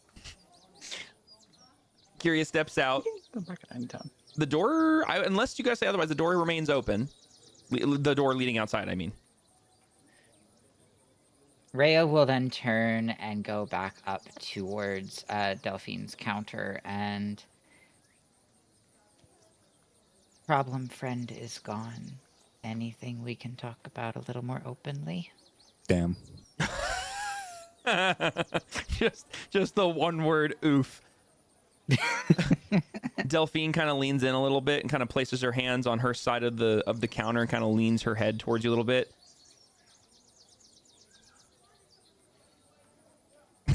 Sorry, I was about to speak. I saw the image in Discord. The bruh. The cat. bruh. All right. All right. Yeah, we've got a few things in. It's in the back. You say everyone here is all right, yeah? As far as I'm aware, they're not going to blab to anybody. What about the drone, as you called it, sitting in the window? You seem awfully quiet. Shall be concerned. He'll cover He'll the be front of the shop. He'll be standing there until we get back. Yeah, all right. She walks over to she basically to your guys' right. She steps behind the wall and disappears for a moment, and then all of a sudden a part of the wall opens up, and it's a very convincing false door that like none of you would have noticed from this side of the room. And you can all of you immediately tell there's some sort of magical something going on with this very real door that just is very well hidden. And she pushes it open, says, "Come on back. We'll take a look at what we've got in stock. Come on." And she turns around, opens the second door that she had just closed, and steps into steps. You hear her step down some wooden stairs. Do you guys all follow? Rhea will turn to the group and be like, not a word outside of this building. Okay? And I'm then just kind gonna, of turn to follow Delphine. I'm gonna start following and be like, squirrel's missing out. You guys. I'm staying as close to Pipwig's tail as I can. Okay. Either physical or metaphorical. I'm not sure if he has a tail. Goblins don't have tails. Boo. Okay. You guys all step into her little office space and then into the next door on a little wooden landing and then down about 5 or 6 steps into this dark space. As you step in, she is lighting some torches and the room illuminates. And you now realize that the same space I described to Tippy is here. However, the double doors, one of them is ajar about halfway. And Delphine doesn't seem to notice and or care, but you can see that the second door is open. Tippy, as you are shut up, Jesse, are inspecting the warehouse space and investigating, you hear the sound of footsteps behind you. Now, did you end up rolling another investigation check for me? Was it that 22? No, that was the first one. I was waiting for you. One. Okay, all right, yeah. So go ahead and roll me the investigate. This would be the retroactive one for the second one I had you make. Perfect. I love it. So with the 14, you've been investigating this space and you've been finding all manner of things. It's a very wide array of items. You notice that there's a whole section of this warehouse that is like shelves and racks of like different clothing and armor pieces. You notice there's a whole section that is nothing but very organized and well-arranged barrels and boxes that appear to be categorized in some way, but you've not had time to dig into any of them. You notice there's like an armory section that's actually locked behind an iron cage, and in there you also happen to see what looks to be like a large trunk or chest, could be like a money box of some kind. And it's like a iron like lattice vault, it's like a money cage basically. You notice there's actually a second level in this warehouse. There's like a whole catwalk system above you that's like a whole separate not a catwalk, but like a balcony above you that has potentially other things as well. But before you can dig too far into it or grab anything, that's when you start to hear stuff behind you. They're not in your room yet. This basically what you're hearing is them stepping into that first room. You're still invisible. But what do you want to do? You said most of the first floor is mostly like armor, weapony stuff. One corner, the armor and weapons is inside that iron cage, essentially. That unfortunately you could try to squeeze through one of the holes because it's not just straight up and down bars. It's like a left. It's bars that go up and down and left and right. You could try to squeeze through one of those, but it's going to be a tight squeeze even for you. There's another corner that has just like clothes and items that are like folded and hanging on various things. There's another section that just has like goods and like different valuables of different natures. It seems to be like an organized warehouse. Like there seems to be different sections for different kinds of items. But it's a large space even for you in this very brief window of time. There's not a lot of time to like check the whole space, so it depends on what you're trying to do. We should go to the second floor. You want to go to the second floor? Like Bob. Yeah, so you quickly find the stairwell. It's just a simple wooden steps, basically, set of steps that lead up. And as you get up to the second level as they are pushing the doors to the warehouse open.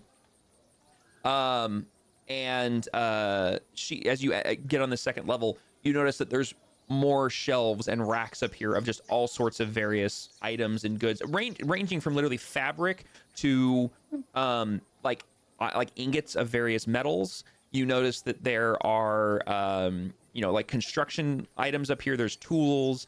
There's like some very rudimentary weapons, like very simple like pikes and stuff that are displayed on a rack.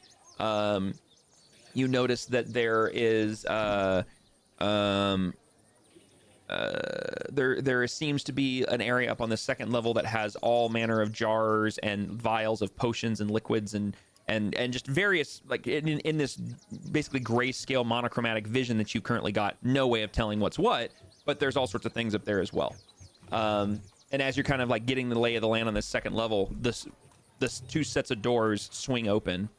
and you watch and hear as the group enters into this space. Do any lights, poof on?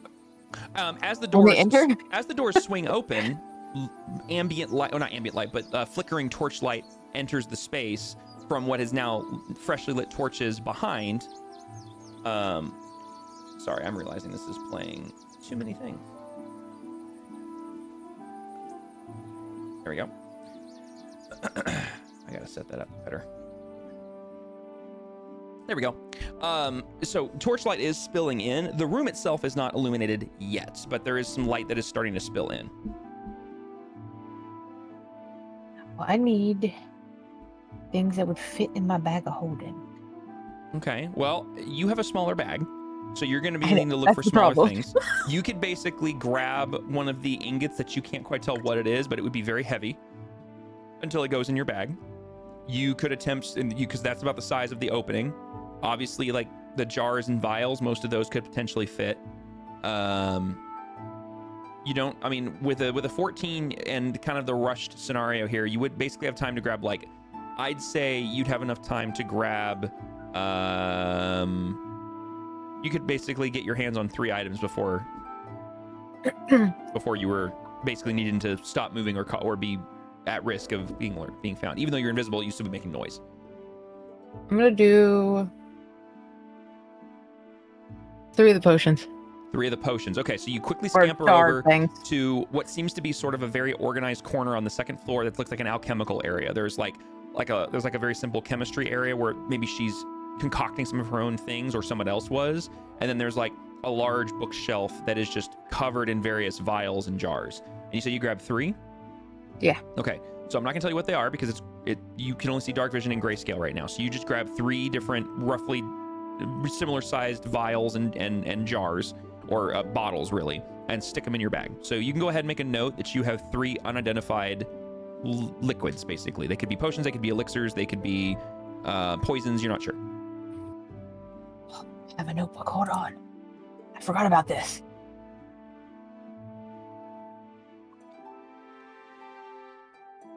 Okay. Oops. There we go. Why am I doing that? Stop it. There we go. All right.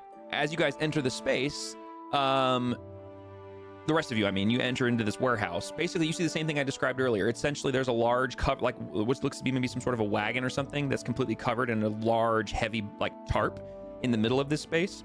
On the back wall, there does appear maybe to be another set of double doors potentially, but they're completely closed.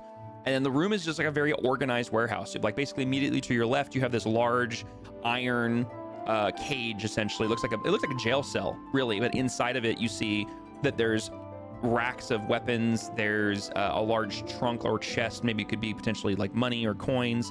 You see there's some armor that's variously displayed in there. Nothing that's like crazy, but just various levels of it. In the back left corner, you happen to see what looks like a bunch of different clothes and garments and things of that nature that are splayed out in shelves or on racks. You see another section that looks to be in the back right corner that seems to be almost like just large crates and barrels. That seems to be some sort of like goods that are stored there. And then you can tell that there's obviously the second level that I mentioned as well that you can't quite make out from here. But Delphine walks you in, and she stands right up next to the wagon, holds her hands up and claps twice. And as she claps twice, the room just slowly starts to illuminate with a soft white, not like torchlight, but like a white light that just seems to emanate from an unknown source. And the whole room starts to become illuminated. And now color returns to the room. I clap my hands to see if I turn them off. You clap your hands, nothing happens. And Delphine turns and looks at you and says, "What was that for? What do you think was going to happen?" Worth a shot. What, do you want the lights off? Is it too bright in here for you? No, I was just seeing if I was just seeing if, my bad. All right. Well, if you haven't figured it out, it's me that's got to do it. It's my my enchantment that I paid for. But all right. So I was gonna say, you mentioned garments, clothing. Mm-hmm.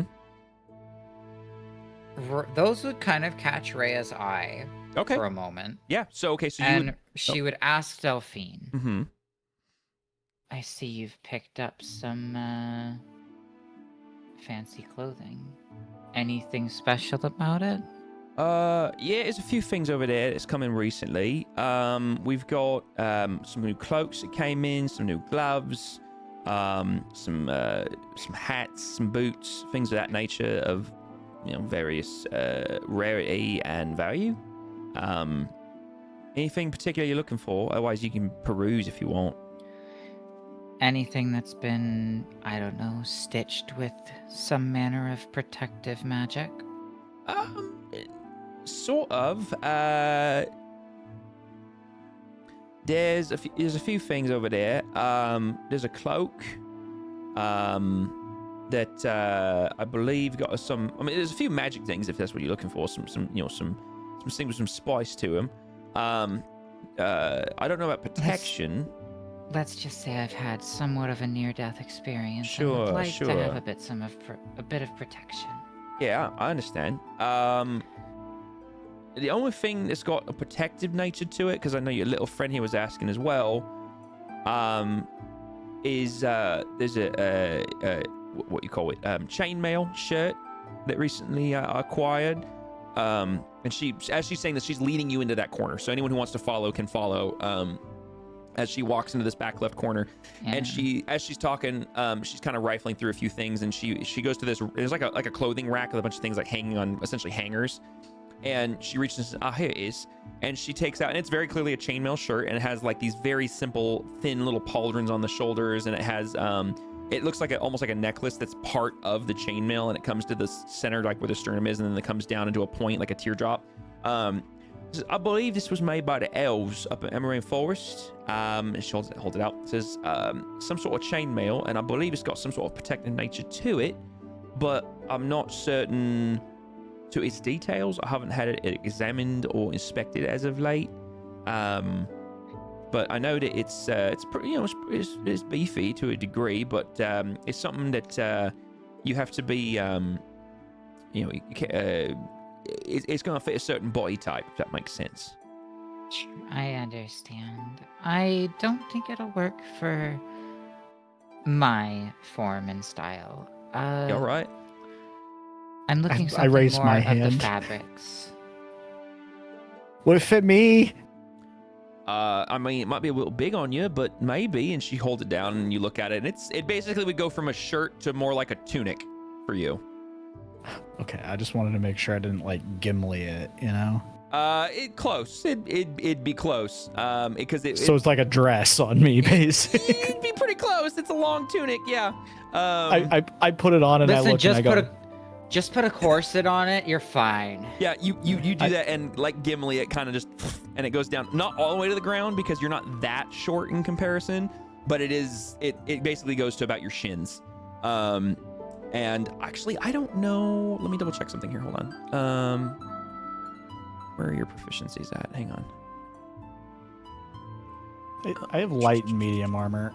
Yeah. So I mean, it fits you. It's just long, but yeah, you could wear this. And it basically this looks like to be some sort of rather decent elven chainmail shirt. I'm gonna kind of swing side to side and listen to it clatter against itself. And here's the thing: I'm be like, is as you do that, it doesn't make as much noise as anyone would expect. It's a little bit quieter. yeah, but I'm gonna take it off and be like, nah, this is too big. I mean, I don't think there's any problem with shortening it. If that's an issue for you, just take it to someone who knows chainmail, and they can probably undo a few of the bottom rungs. You run a tough bargain. How much? Let me see here. 1 second. Hang on a moment. Because I still gotta get my bunching gloves. Oh, that's right. I gotta see if I've got anything in that nature. Give me a moment here. 1 second. I'm looking for a note that I took and I forgot to move into my notes. The disadvantage of having so many devices. There it is. Okay.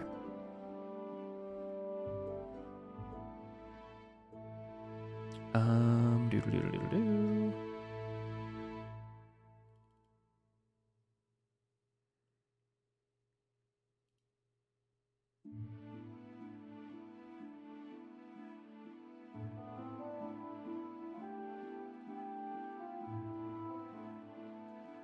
This is going to run in neighborhood of about 6,500 gold. Okay, and I take it off and hand it back. All right, takes it back. Jeez, that was aggressive.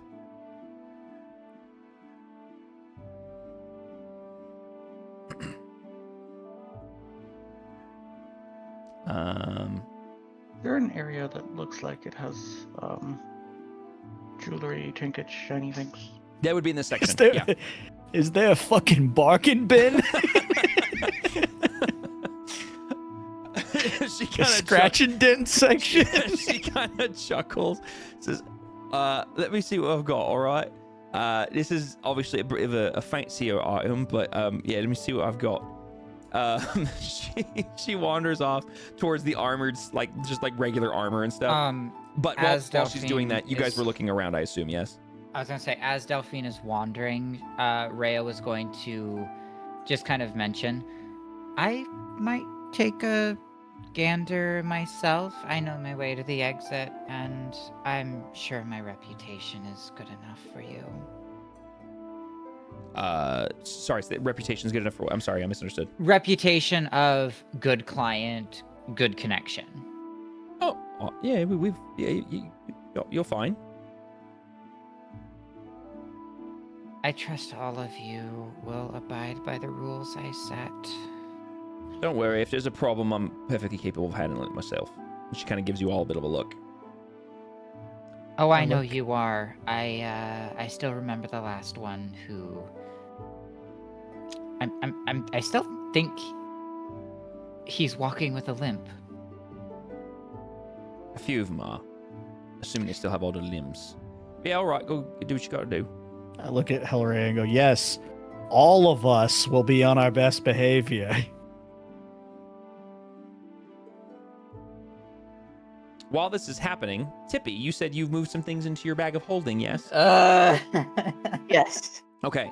I will have allowed those 3 to gotten shoved in there before they came in. Once they came in and the room illuminated, obviously you're still invisible. What are you doing? Anything else shiny? Oh, there's all sorts of shinies in this room. Now that it's illuminating and it's catching the light, yeah, tons of shinies. Look at all those shinies. I like how the shinies have attracted the squirrel as well as back when she was the owl.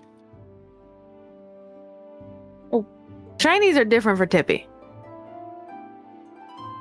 Fair. Tippy also has a book that would probably help her figure out things. Fair. She's not looking for shinies like anything shiny. She wants valuable shinies that can be useful in chaos. Well, while you're thinking about that and you're looking, you can roll me an investigation, but think about what you're actually looking for. Just on some just shinies, 'cause that's a very broad term. Tyrup, you said you were looking for fabrics and jewelry and things of that nature? No, not fabrics. Trinkets or trinkets, jewelry sorry. or shinies. Yes. So as you glance around, in this, that's where the area that you're kind of already in is where those items would be. You do happen to see, well, you don't really see any jewelry, but as far as trinkets, you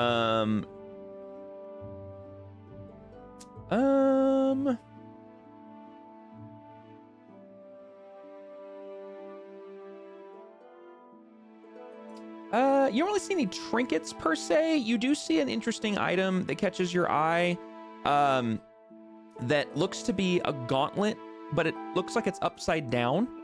And it doesn't look like it would offer really any protection. It just looks kind of, interesting as far as the shape's concerned.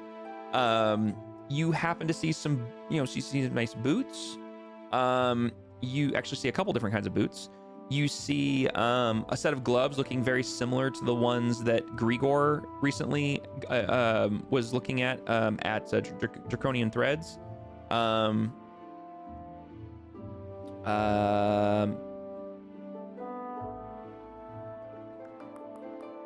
Yeah, I'd say as far as Well, like you items said- that might catch your attention, those would be the few things you might. I mean, obviously, there's also some items that are in the cage that Delphine is walking towards. You do see like some cloaks, some rather nice looking cloaks and other garments in the general area you're at.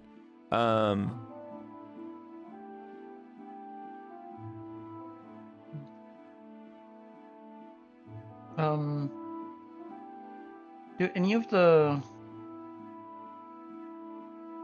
Well, you didn't you say that. Does any of the objects look like they might come from down below where I'm from? The Underdark? Yeah. There are some items that appear to be of elven make, but not necessarily drow make. So similar in craftsmanship, but not the same materials or the same sort of essence. The only thing that really catches your eye that could potentially come from the Underdark origins, you do happen to see behind the cage that Delphine is walking towards. Kind of a glint catches your eye, and you look over, and there are some very ornate weapons that are kind of strung up on a thing, and you see a dagger that appears that it could very well have been either wielded by or made for a drow. Aside from that, just like I said, more like elven-esque items, but nothing that's like drow or underdark specific that you see. Cool. As I'm making my way towards the following, what's her face? Delphine. Yeah, thank you. I am going to look through the cloaks. Any of them catch my eye in either like because they're super elegant and kind of match my costume, or giving some kind of like magical tinglies when I like browse through them, like physically touch through them. Yeah. I mean, you pass by a couple, and some of them just appear very nice in make and in colors. But one of them does catch your eye, as you've seen kind of this design style before, but obviously this is not from drow. This is just elven in make, and you recognize that there's an elven cloak here, and you kind of have an inkling that it probably has some magical potential to it. But without casting detect magic or anything like that, you're not certain, but your gut would tell you it's special in some way.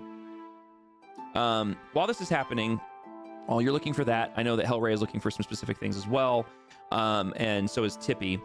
Kyria, obviously you exited the building knowing, based on what has transpired, Tippy's not out here. What have you been doing once stepping outside? Do you linger for a bit? What do you do? I think she did the same thing I did at RL, which is go and grab ice cream. Just wander for a snack and come back.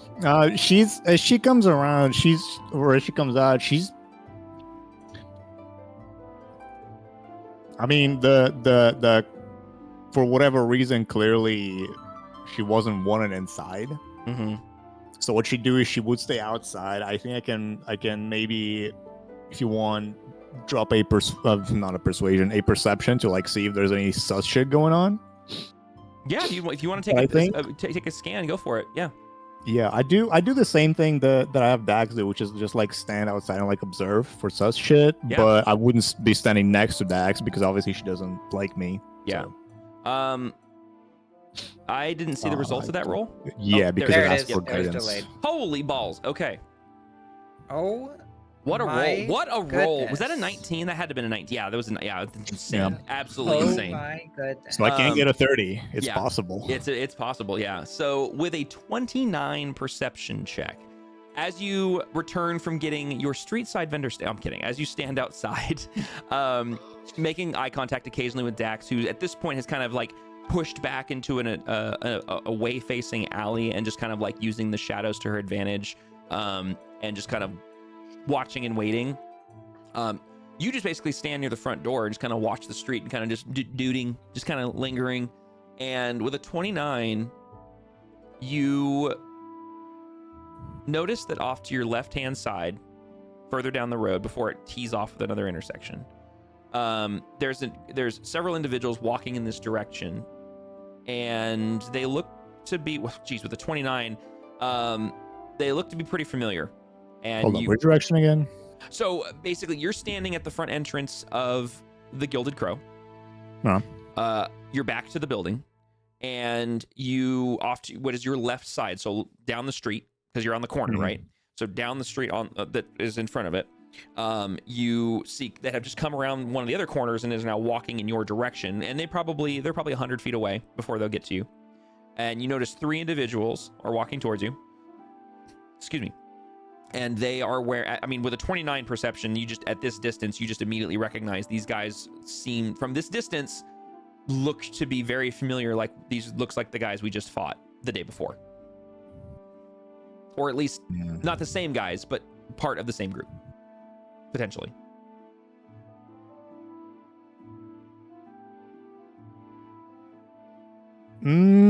I would try to catch Dax's attention probably first, and just kind of head nod in a direction of those guys. Okay. Well, from the angle you know immediately from the angle you're standing that you can see them. You know Dax can't see them because she's pushed back in the alley. Yep. So she kind of like gives you kind of a strange look and kind of glances towards that general direction, but can't see them because there's a building in the way. And so she just kind of like stays put and kind of, you can see she's kind of watching the edge of the building to see what comes around the corner.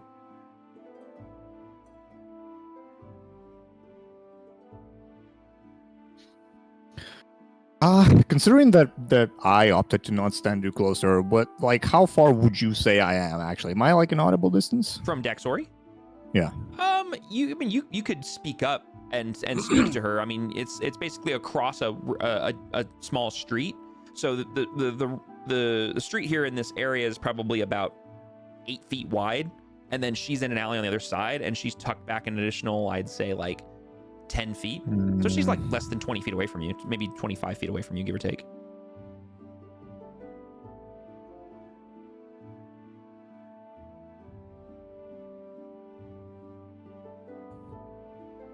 So while you think about that for a moment, jumping back inside, Talina, you were looking at this cloak. Was there anything else you were wanting to look at about this, or? I'm gonna hold the cloak up towards, like, in the direction of. I'm bad with names tonight, apparently. Delphine. Thank you, Delphine.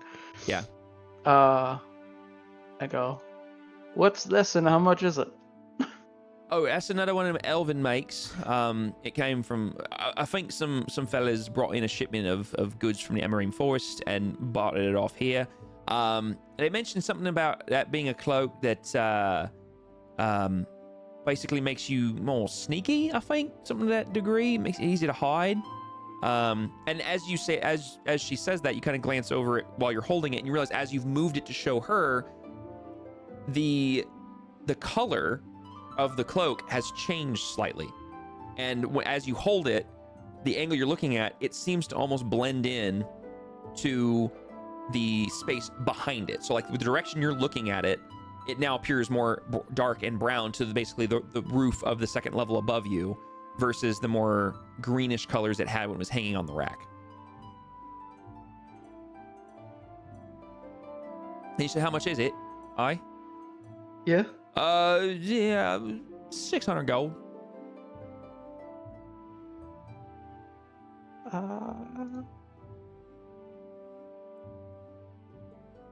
Do you do reservations?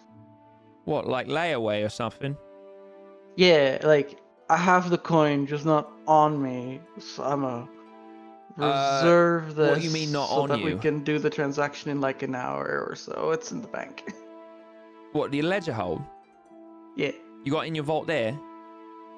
Indeed. I mean, I can hold it for you, but I mean, if you've got an account there, you've got a vault there. I mean, we can just make me out a promissory note, and I can just go redeem it. Wait, they can take coin out of the vault without my presence? Provided that you have your signature on a note. They don't so much take it out as it's moved.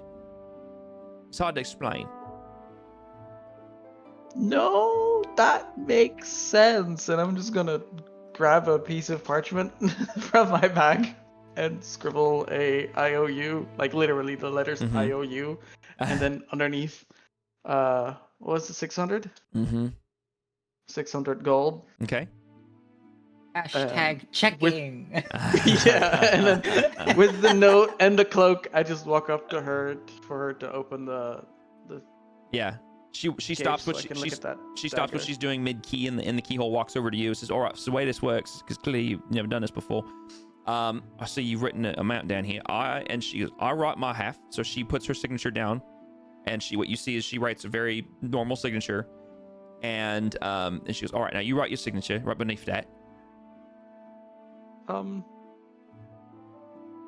Mind if we hold off on that in case I want something else so I can change the number before I sign it? Of course, that's fine.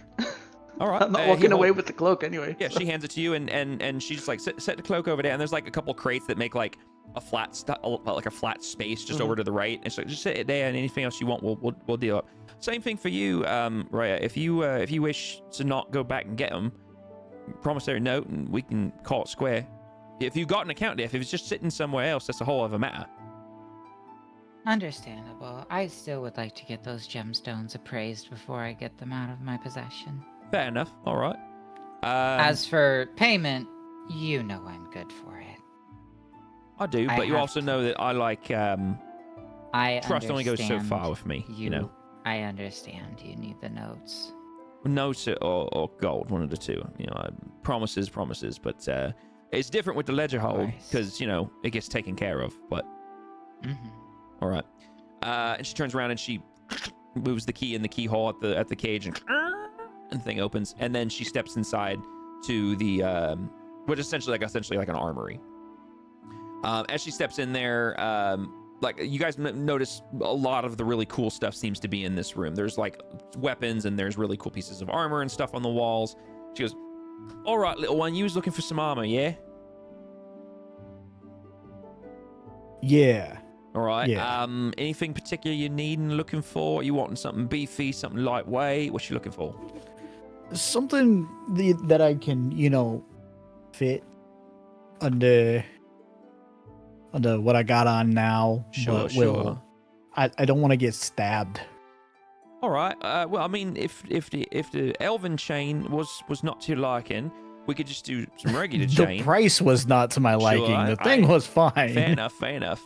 Well, I mean, if you want something like that, we can just do, a regular. She leans over and she pulls out a chainmail shirt. It looks very nice. It's not rusty or anything like that, but it's just a regular old chainmail shirt. Let's see, this would be. She's like doing some numbers in her head.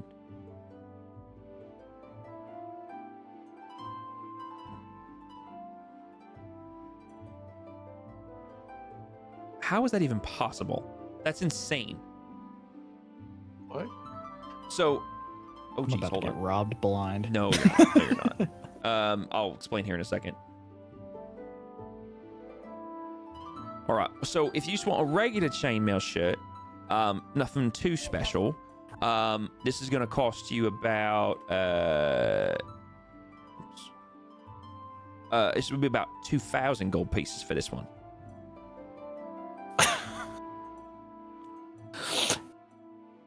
I appreciate your time. Sorry, I mean it's just the economy's the way it is. I mean if you've got something to trade, we can make a deal. I don't have to work just in gold. Listen, this is what I've got. All right. Well, how much? What's your budget? Let me start with that. Well, how much you got to work with? Maybe I got something we can make a deal on. Listen, I'm gonna be flat honest with you. I have about 60 gold and some change, and then I open up my little briefcase, I put it on the counter, and I just dump out 5 daggers, and I go, and I got these. All right. Well, I mean, daggers are daggers. I mean, this is the place to do that. You said 5 daggers. Yeah, they were all from the guys that we killed that ambushed Dax. Oh, that's right. All right. Well, I'll tell you what. I can give you 50 golds worth for the daggers altogether. 10 gold. So would those daggers currently have blood on them? I would imagine a few of them have some blood stains, some rust, etc. But like, she looks at you, like, I'll tell you what. I'll give you 50 gold credit Well, anything you want for the daggers.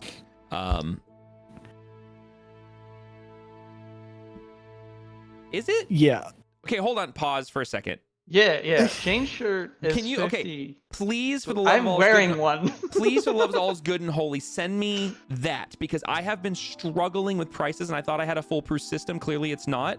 So In my character sheet, if you hover over my chain shirt, it has the 50 gold in the top left of the. see, and here's little the pop-up weird thing, right? That's the only reason I know. But here's the weird thing, right? Is I can't look those prices up in Foundry. Like everything is zeroed. Everything is zeroed. So I don't even know. That's what I'm like. I've been trying to find a system I can use for quick maths on cost of items. You literally Google D&D 5e prices and then you base it on that. I have been doing that. It is not a foolproof method. What do you mean foolproof? Like some things have prices out there, but they're super subjective. See, like that has a price. Right? I've searched other items. There's no price. So like, okay, so we're going to back up here. Because this will help a little bit, but literally like this is my biggest pitfall as a DM. Like out of all the things I struggle with, this is the one I've never been able to be like, I can figure this out, is because the item prices are my biggest frustration because like I found different formulas people have used. I found sheets and stuff like that, but yes. Now, you know what? Unironically, good for you because I spent like a week designing an actual economy for my world, and that was a pain. I have one now, but I hate it. Like I have literally asked in like 3 different Discords for stuff, and like, okay, so what does it say this is worth? See, that's the thing. So the first shirt that you guys looked at, the one I was just describing, there's no price for that. It doesn't exist. So I was using a system for that one, but the other one, yes. Okay, so we're backing up if here. It's not a regular chain shirt, then yeah. Yeah, okay. So in that case, backing up, the one she originally just showed you, this the regular chainmail shirt, Rigsy, for Pipwick would be 50 gold. Okay. Yeah. That yeah. This is why it's right. frustrating because I was using the same system and it doesn't translate. So No. With that going back, I'll just be like, all right, listen. So I'll trade you the Dagger's foot of shit.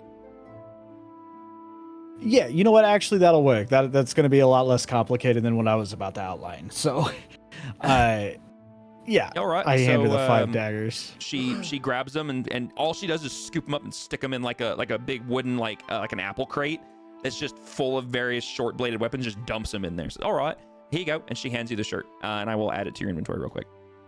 Yeah, I basically just take off my purple jacket. I got my shirt on underneath still, but I throw the chainmail on over it, and then I put the purple jacket back on. Mm-hmm. So it looks like I'm wearing a bulletproof vest. Yeah, okay. So you now have a chain shirt +1 in your inventory. Nice. Yeah, that's the thing, is the magic items are the yikes thing for me. I've never found this. Like, the system that I found seems to work pretty well. And I amended it slightly for my own usage. But I guess it doesn't translate for some of these other items, which, again, Foundry doesn't list prices by default, which is really frustrating because that would be helpful. So I apologize that my prices were way off. The first one, because it is a magic item, I think is still accurate, but the basic item's not. If you want, I can send you a kind of rough pricings for item by rarity that I kind of came up with that isn't as obscene as default D&D, where it goes into literal hundreds of thousands. Oh yeah, no, that's but why it's still quite pricey. And that was why the system that I've got is good for that. Actually, let me double check my numbers. Let me make sure I'm rolling the right stuff here. Let me check something here real quick. Oh, actually, I don't even think I came up with it. I think I saw it on like a Reddit thread that I haven't been able to find since for some reason. Yeah, because I've got. I think the breakdown was kind of like this. Yeah, so basically, for clarity, right? The system that somebody, and you guys can actually help. There's 2 DMs in this chat, or 3 DMs in this chat. Maybe you guys can help me.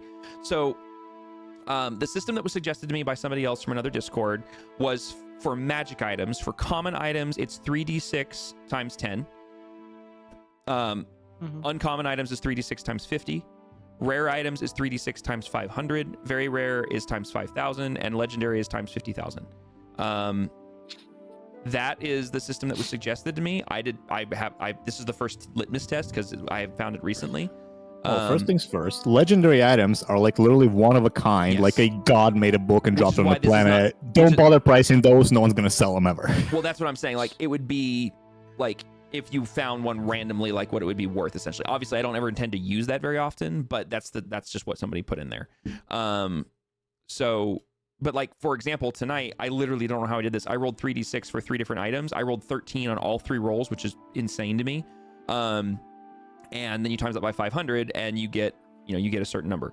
So, I forget what's the conversion rate for platinum to gold. Platinum, 1 platinum is 10 gold. Okay. Yeah. And then 10 silver is 1 gold, and 10 copper is 1 silver. Okay, so it's in units of 10. It's units of 10. Let's make it nice and easy. With the exception of Electrum, but we don't talk about Electrum. We don't talk about Electrum. Electrum is stupid, and it deserves no place in my world. I have replaced. I haven't gotten to use Electrums in my game yet, but if people do find a currency that's above or that's at that tier, I'm just gonna call it a cartel coin, which is the paid currency in the Old Republic MMO, because a cartel coin sounds way fucking cooler than Electrum. Yeah, that's actually kind of cool. But yeah, so like Electrum sits between. I do have the PDF that you sent me, which frankly I probably should have glanced at for some of that because I see the chain shirt on there right away. I actually didn't even think to look at this, so that would have helped in that particular scenario. So yeah.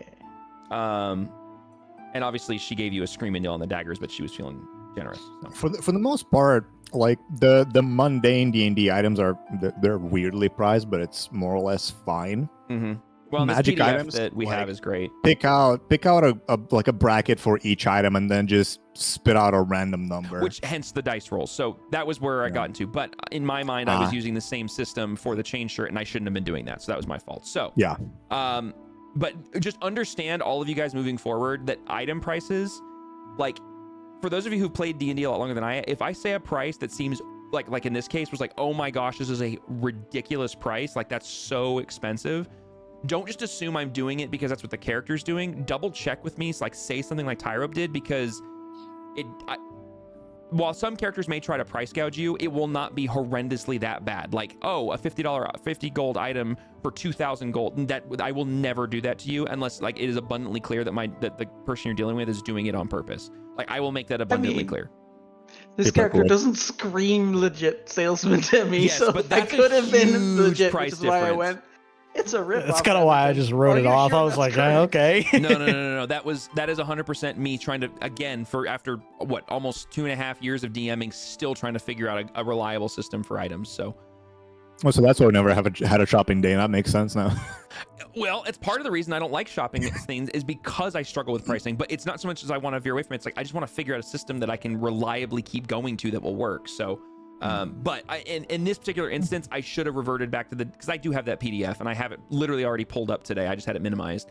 I didn't even think to look at it for the chain shirt. So that was my fault. But anyways, that being said, you now have a chain shirt in your inventory. Make sure that if you want it, you have it equipped. And obviously it will do its thing because you are proficient in that armor. With that, there are other items in this space, and I'll just, for the sake of expediency, you basically, all of you guys can see, we'll get to Tippy here in a second because that's a whole thing. The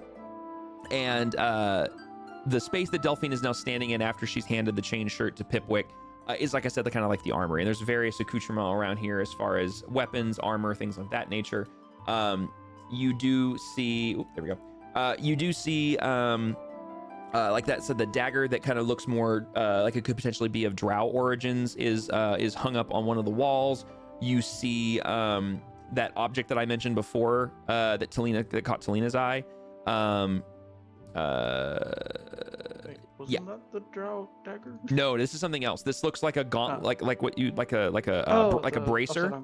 Yeah, like a gauntlet or a bracer, but it's like instead of a bracer that goes on the outside of your arm, it looks like it mounts the other way, but it doesn't look like it would give you much protection. It looks kind of strange. It's like a straight piece of like leather and metal, but it would mount like to the underside of your arm. It's very confusing. There is where is it? Yeah, various weapons like crossbows and swords in here. You see a couple different tools as well. Yeah, a couple of things, like I said, catch your eye. There are some nicer boots that are in here that were not out with the regular clothes. One set looks to be like a legit boot with like leather straps or like leather strapping around it, whereas the other one looks to be more very elven in nature, but they, instead of looking more greenish, they look to be more like a very deep, potentially could be black, could be deep purple, but almost muted, if that makes sense.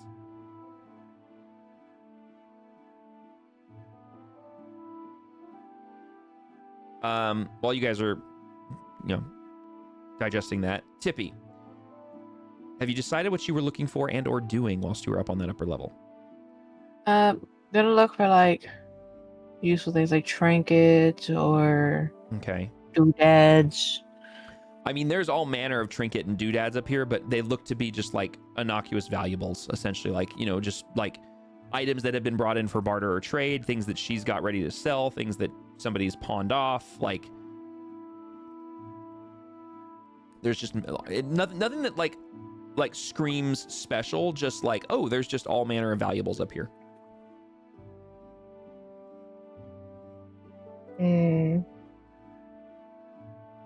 What kind of useful looking things we got? Because obviously without like detect magic, I don't know what shit is.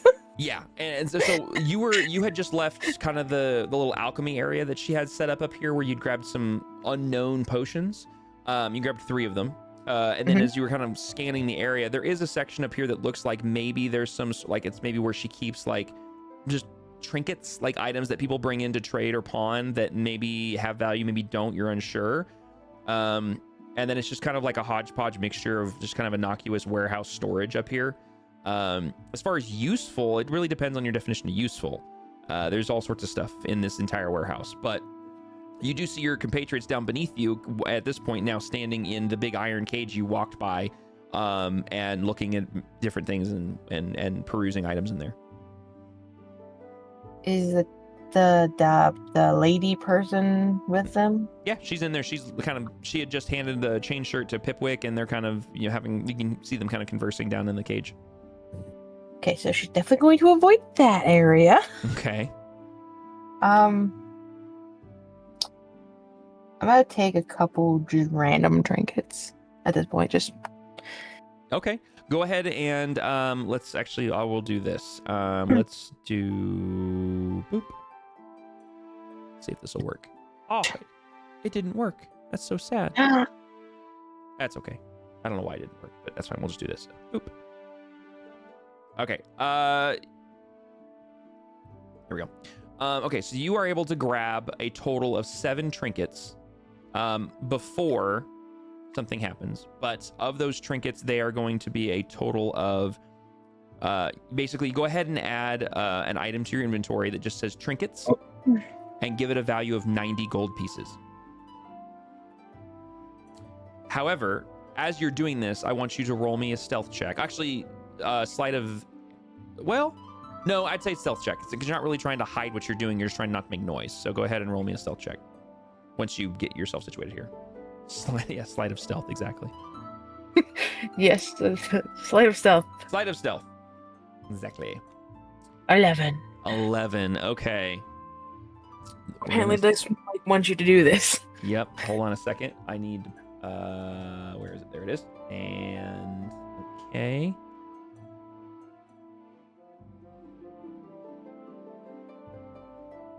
One second here.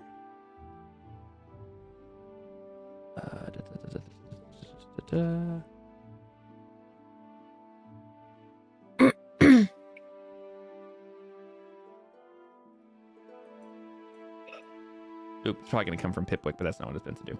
There we go.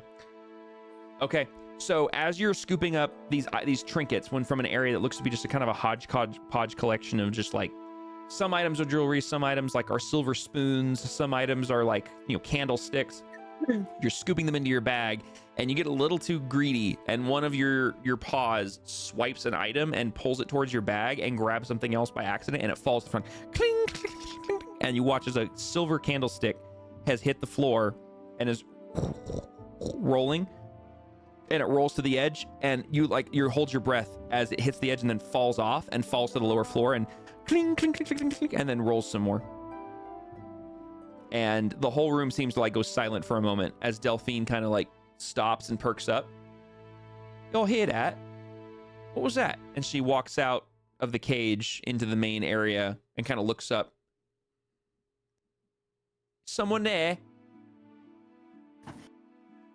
She waits.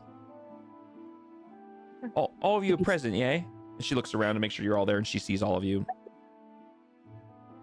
Someone else here? Did y'all bring anything? Bring anyone else? Anyone else come with you? Go ahead. Sorry, I wasn't trying to talk over you. Selena makes a slight wave as she looks back at her.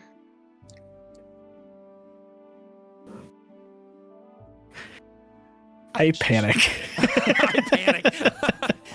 Oh, Red, do you have a pest problem in here? Not particularly, no. And then she looks at Pipwick. Okay, so how is Pipwick panicking? Like real wide-eyed and like mouth open, like I was in the middle of like walking when the noise happened, and I like stopped mid-step, and I'm just like you're afraid you did something. Yeah. Okay. She looks at you and says, "You look a bit nervous. You all right? Wasn't you, was it? I mean, doesn't look." And she looks and sees the candlestick over in the middle and says, "You're all the way over here. That ain't you." Yeah. No. I dropped something. Sorry. Oh. Roll me a deception check. It's worth a shot. Might as well. I do see your comment, Monhole, by the way. I didn't miss what Grigor's looking for. 17, huh?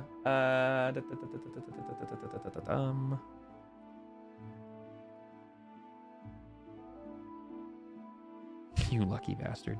She says, oh, that's fine then. And she is no longer concerned, and she looks back over towards the group. She sees Monhole looking through some of the armor. You look at something particular there, mate. Yeah, I walk over, I pick nothing up, and then I put it in my pocket. Like mime put it in my pocket. Clever. Nice. Was Talina, actually, I know that Tyra had made a request. Are you still good, Tyra, or do you need to do your thing? Yeah. Your call. I mean, if we could just have a glance at that dagger and those weird braces. Yeah. So you look over at the dagger. She kind of sees you eyeing it, and let me open the thing here. So he goes, "Oh yeah, that's I think that's from the same shipment from up north, but it's a different make, so it might actually be from somewhere else or some other kind of elves. I'm not sure, but I was told that dagger's pretty dangerous as it's got something to do with some poison or something or other." And as you look at the dagger, you notice that it has sort of a greenish sheen to the metal, like as the light catches it and like as you move it in various ways, the metal starts to take on like a greenish tint. And you recognize that there's definitely some other properties to this dagger. And I will say you also notice that so basically the dagger essentially looks like a very ornate dagger. It is it's the same, it's a little bit longer than your average just like boot dagger or something. But the blade has this kind of unique shape to it where it comes out of the hilt, it kind of curves back and then makes this beautiful arc. On the back side of the arc is this gold like infinity pattern that starts at the tip and then kind of zigzags over the top of each other all the way back towards the hilt. And where it meets the hilt is a greenish gemstone on each side of the blade that's embedded in the dagger. And it has a nice little brass pommel on the end of it. It's actually a very nice looking weapon, but it clearly has some other properties to it. Does the gem look like it can be pushed? Like, I'm not going to press it, but like, I'm going to give it a slight wiggle to see if it's loose at all. It looks like it can be manipulated in some way, and it maybe does something. There's more to this, isn't there? I think so. I've not messed with it. Clearly. Don't suppose you have any practice dummies around? Yeah, actually. And she points over to the opposite side of the warehouse, and you see it looks like a makeshift like archery range and like a fighting dummy, like made out of barrels and posts and stuff. Yeah, have at it. I don't care. That's fine. Just don't take it out of here, otherwise I'll come chase you down and kill you. I was just gonna ask if I could, learn. Yeah, what leave it up. this Go is for it. For the both of us. So I'm gonna click the gem and like not quite charge, but like briskly walk up to the dummy and like give it a little underhand stab. And you said you did something with the gem, you said? Yeah, I'm gonna like Yeah. squeeze it, like click it in. Yeah, as you do, you click it in, and as soon as you do, the gem glows, and it's not like a bright green, it's more like a dull, dark green that sort of like emanates from the inside, and as it does, you watch as the blade just starts to, from the gem, this sheen starts to just like, it looks like it's coating the blade, but it doesn't like shimmer across it. It looks like it drips across it, and next thing you know that there is a thick greenish black substance that is now coating the edge of the blade. And as you stab it, you watch as the hit mark on there leaves a trace of this substance on it. I mean, yeah, you hit it, but I mean, it just leaves this mark on it. You're not really sure what it is. It doesn't smell very good. Neat. And it handles like a regular old dagger, but just slightly. Yep. It feels very good, but it definitely handles like a dagger, yeah. It's weighted very well, though. How much for this one? It leaks. It leaks, huh? That's a bit of a problem. Let me see here. 1 second. All right, hold on a second. We're gonna try this again. We're gonna see. I'm really beginning to second guess myself on. You're good. On this system that someone gave me. Let me look here. Hold on.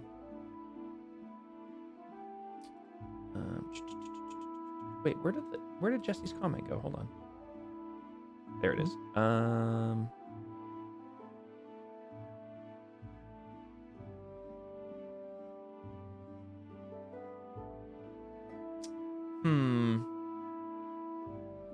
If it is what I think what it is, then it is listed in the same magic prices PDF. Oh, is it? Okay, hold on. I don't know. Is it a dagger of venom? No, Yeah, it is a dagger of venom. Reyes 2.5K. options too. Okay, so yeah, so my system's way off, so I need to reevaluate massively. So okay, so yeah, it would be 2,500 then, but I need to reevaluate the system because my system was giving me a price of 7,000. I'm like, that's not right. That's just way too high. So I need to. And the other, remind me, the other one was 600, right? The cloak. Yes, was 650. No, sorry, 600. Yeah. I was gonna say it was a red. No, it sorry, was a sorry, zero, sorry. double zero. I just don't That was my remember bad. Yeah, all good. 2.5. It's a bit on the pricey side.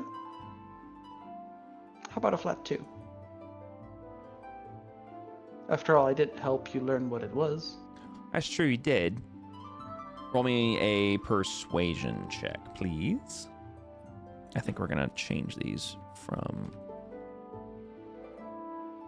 that to that. 23. 23? Uh-huh. Yeah, all right, I can do 2. That's fine. Dagger of venom. You said that's on there? Where is that in? Under? I just control F for dagger, and it was like the only result.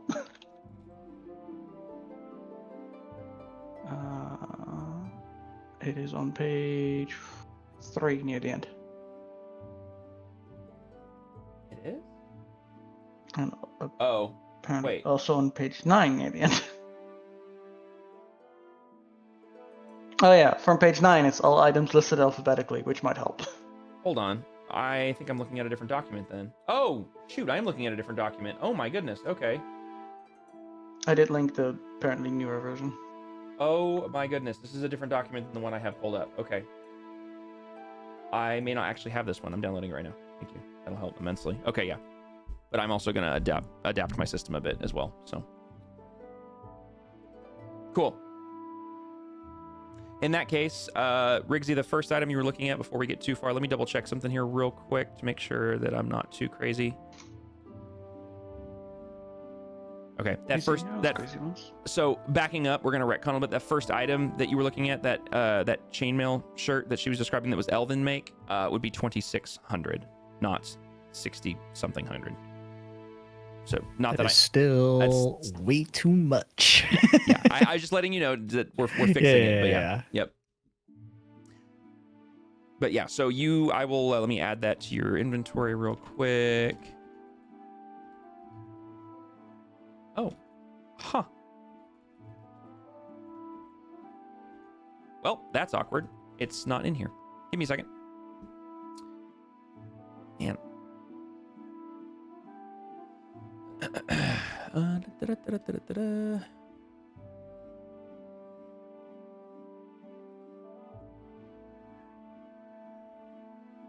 Wait, what in the world? Oh, there it is. Boop. And then... There it is. I was like, this is insane. There's no way. Okay, there you go. And then, did you also... You said you're also taking the cloak? Selena? Yeah, we already had the IOU written for that. Okay. All right, so basically... It's just not finalized because, the price might change. As it has now. As it has now, yep. So was there anything else that you wanted, miss? Or was the cloak and the dagger good enough for you? She's not going to outright say it, that she wants it, but I'm going to take a closer look at that gauntlet, brazier thing you described. Hold on a second. I'm just discovering something now. Oh? Yeah. Good discovery? Bad yes, discovery. this good discovery. In this other window, these particular items in this one have prices on them.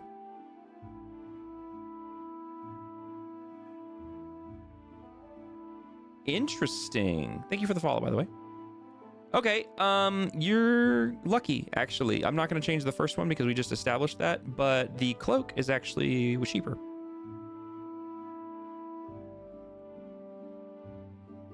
Is it? Yep, by 200. It's 400 gold.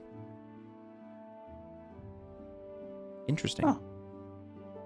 The things you learn, guys, the things you learn. Okay, well, that system works. I'll have to keep that in mind. All right. So it's actually 4. It would be, yeah. So your total that you owe her currently is 2,400. Nice. Which is interesting, because according to the same magic price, the Cloak of Elvenkind is 5k. See, that doesn't make any sense. Because and what's interesting is the same magic prices say the dagger is 2,500, but this system is saying it's 4,000. But the cloak is 400. The other one was saying it's 5,000. Like there's no. This is what I mean. It's the dumbest part of D&D is item prices. Yeah. There's no consistency. There's no official answer towards the price of magic items. No, and the official base item prices for some of them are stupid, like ridiculously stupid. Like, oh, that's 200,000 gold for that item. It's like, are you kidding me? Okay. Taking a pause for a moment here. We are a little over halfway through our session tonight. Taking a pause. Tyro, are you needing to go to bed? Because I know you said you were tired. Are you still good for a while? Yeah, I'm struggle busting. I've been awake for almost 23 hours. So you write, jeez. Okay, so you write your promissory note for a total of 2,400 gold pieces. Mm-hmm. She signs her side of it. She holds it out for you to sign your half after writing down the IOU. Mm-hmm. So, all right. So, and she stops right before you're about to sign it. She goes, as soon as you sign this, that gold is basically mine. You understand that? Because with you having an account at the ledger hold, and you write, I such and such am transferring the amount of gold from my vault at the ledger hold to the possession of Delphine Harrow, and we sign it, something happens, and that is now mine. You understand that? There's no take-backsies. All right? Make sense? Yeah, no warranty, no nothing. That makes sense. All right, just making sure. It's not my fault. It's just the way it works. I don't understand it. It's just the way the ledger hold's always done business. And she holds it back out, and she does make it clear though that you have to write it in a specific language. You can't say I owe you this much money and then sign it. She basically says like, hey, you need to be like very specific with how it's written. Mm-hmm. And so you do that. And just before I put the pen Uh-huh. to the paper for the signature, I glanced back at that bracer thing. Uh-huh. Because I was going to look at that real quick. Yeah, sure, yeah. Before, what's that? It's been bugging me. And this? I'm pointing at the bracer. This is cool. I've been trying to see if I can find someone to make some more of these, but we'll see. She walks over, she grabs it and brings it over and sets it, and she kind of holds it in front of you. And it literally looks like a gauntlet, or like a bracer, excuse me, but upside down. And she turns it over, and it's just this about 2-inch wide piece of metal and leather that's suspended between 3 leather straps, and there's a groove in the middle of it. And she slides it over her own arm. She tightens the leather straps down, and it's very clear, like it's the metal is on the inner part of her forearm. She goes, check this out, and she kind of jerks her arm forward, and a blade shink comes out of this gauntlet thing. It's a long blade. It's probably about it probably comes off of her wrist by about 2-ish feet, and she holds it kind of like, think Assassin's Creed, but longer. Yeah, because of course we gotta have a hidden blade show up. It's basically a hidden blade, but it's instead of like a short little, like assassin's dagger, it's literally like a short sword that just came out of her arm, basically. Okay, so we're talking Wolverine Origins Deadpool. Kinda, yeah, and just kind of like juts it out, and it's very light. It works pretty well. I'm not speaking from experience, allegedly. And then she juts her arm back, and it comes right back into her arm, and there you go, and it's hidden. It's pretty cool, huh? And as she turns around to say, pretty cool, huh? Selena's already nose down into the paper, signing the note, going, no, I'm not interested. All right, Maybe the enough. others, but not for me. She undoes the strap, slides it off, and sets it over. Says, all right. So yeah, and as soon as she looks back and you finish signing your name, you write off the description of, I such and such owe money to such and such in the amount of this from my ledger hold account, and her signature's already there, and you finish your signature. As soon as your pen finishes your name, the whole piece of parchment has this goldish shimmer that erupts from where you finished your name and traces every signature on the paper until it goes all the way across the top. And then as soon as it hits the end of the lettering on the thing, it shimmers back. And she goes, that's it. Thank you for your payment. Okay, I am editing the ledger hold around.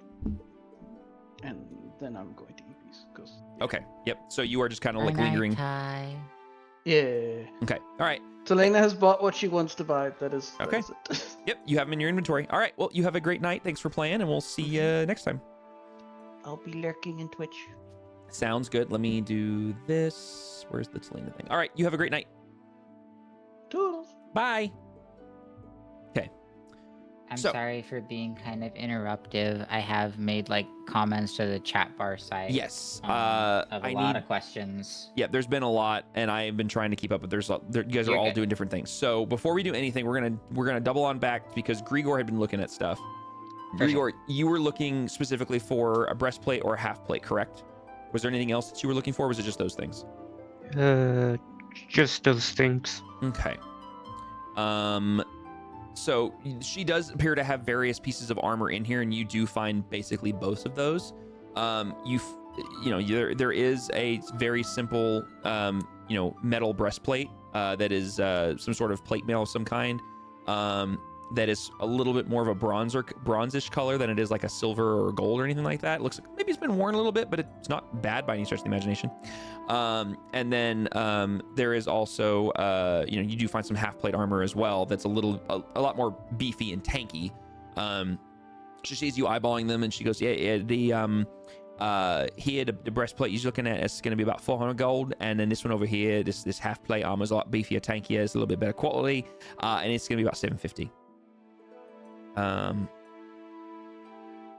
You wouldn't happen to know what Sounds good, Fox. materials they're made out of? Just standard armor metal, nothing fancy or special. Okay, Fox. Yeah. So Tippy, you were able to maintain stealth thanks to the help of your friends. So you're able to go back outside. You said you reveal yourself to Kyria out there, or do you just? Yeah, I'll go ahead and once I get out there, like go around the corner and be like, poof, I'm back, and just walk around. And, Nice. Okay. hi. All right. Well, Jesse's just deafened, so as soon as he undeafens, I'll let him know that. But okay, sounds good. Likewise. Good night. Okay, so Tippy is back outside, but none of you know that, and Talene is just kind of lingering. So just a few of us left. So basically, since Jesse just undeafened Kyria, as you're basically outside, you're just kind of like lingering, and we'll get to the people that you're watching. And as you're watching, all of a sudden you kind of you feel something. You look down, and Tippy's now standing next to you, and she's just sitting there. She's like, "I've been here the whole time." Right. She just. I had a question. If I was to walk over to Dax, would those guys still would I still be in their vision and they're in mine, or no? No, you'd walk into the alleyway and you'd be out of their vision. Okay. Yeah. And you had mentioned that potentially before. We can veer back to that for a moment before we get back to the other thing, just to see what you're gonna do. I mean, because the whole inside stuff would have taken out. I think what I wanted to do would have happened before Tippy got to us necessarily, depending on which route she took, especially. Because essentially what I was going to do is, since Dax looked confused at my nodding and obviously couldn't see what I could, I was essentially going to walk over in, again, because clearly there was a dislike there, I wasn't going to walk over and just, doodaloo, like friendly way, in a like, hey, I have something I really need to fucking tell you way. Mm-hmm. And then I would tell her that, whatever the fuck the guys are called, I fucking forgot somehow. Iron something. I would tell them that basically they're here and we better go inside. Okay. You said you tell that to Dax? Yeah. Okay, so as you tell that to Dax and you turn around, that's when Tippy's like, hello. And Dax... I don't know if Dax would follow you or not. That's something I'm not really sure of. Maybe pause that part of everything until next session. Yeah, we'll have to wait to see what she does until next session. Because that's something that would kind of change things, and I don't want to speak on behalf of that personally, because I honestly don't know how Dax would handle that. Monhold, I just sent you some whispers, but the prices for the items would be relayed to you, and it basically indicated that they're, normal armor pieces. Prices. I wonder, does D&D have its own like equivalent of that old ass fucking show you watch where people like buy old storage units that have been abandoned? Yeah. Oh, Storage Wars. Oh, jeez. Yeah, that shit. No. But yeah, what were you gonna say, Monhold? Gregor would think her, but wouldn't buy any of it. Okay. She kind of nods and goes back to what she was doing with the rest of you guys. Sorry,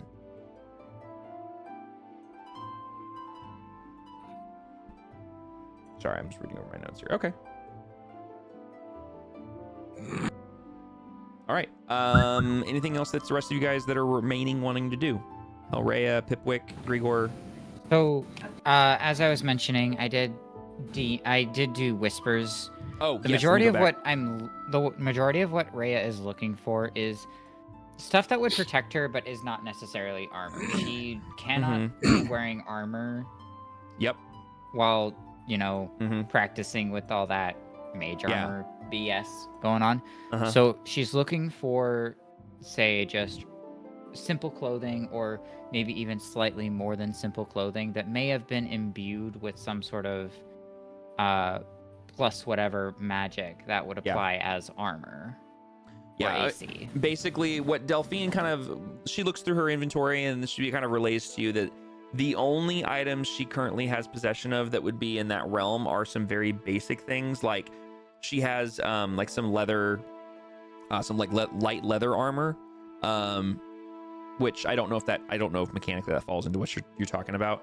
No, literally traveler's clothes, fine clothes, anything that's labeled as clothes. I can't, like, armor being leather armor or anything like that cannot be used, otherwise mage armor does not apply over top. Correct. Yes. I mean, she's got clothes. There's all sorts of clothes, but she has nothing that is of a magical clothing nature at this time. It's like Jewelry or gemstones was another thing that she was looking over. She does lead you upstairs to like her trinkets area that actually Tippy has just robbed.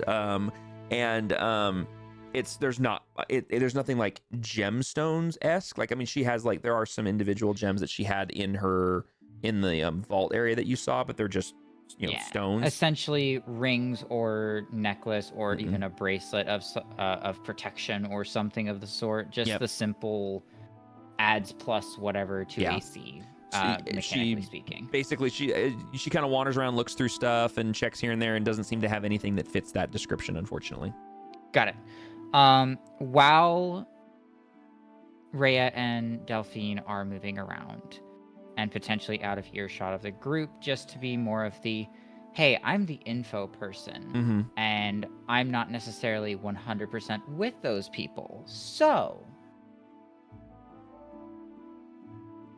I mentioned I needed information, and I can pay you for such as well. Right. Or trade word for words. I'm sure you've noticed the Iron Brand has entered town. A little bit. Seen him here and there. Or at least heard about him. Few of them come into my shop occasionally looking for odds and ends, trinkets, bringing me a few things here and there to buy and pawn. I don't know much about him, though. Why you ask? You ever bring him back here? No, not as of yet. They've not, proven themselves of that merit as of yet. It's been understood. Feeling them out. I don't know your. Sorry, go ahead. No, I was just saying I've been feeling them out. Understand they're slavers, or at least work with slavers. That's good to know. Didn't know that. They're mercenaries of a sort and will do any kind of job.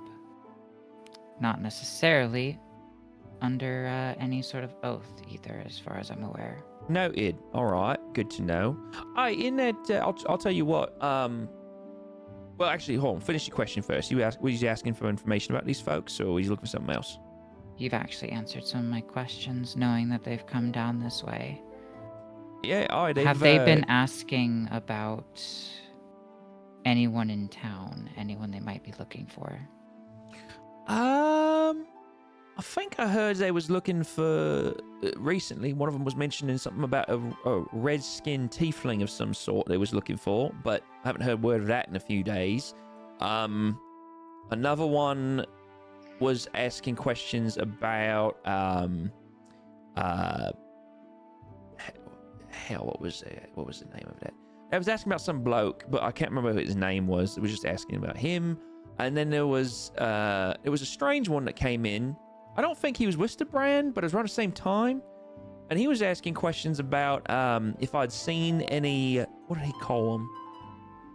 Some sort of stones and gems, asking if I've had any strange ones come in that I couldn't identify. Any other, not like an emerald or a diamond, but something along the lines of just some sort of strange rock or something that might be looking like a rock or like something like that. I haven't had anything like. I said I'd let them know, and people bring all sorts of manner of things in here, but I didn't have anything for them then. But yeah, does that answer your question? Answers a few of them. More questions though, and You all right?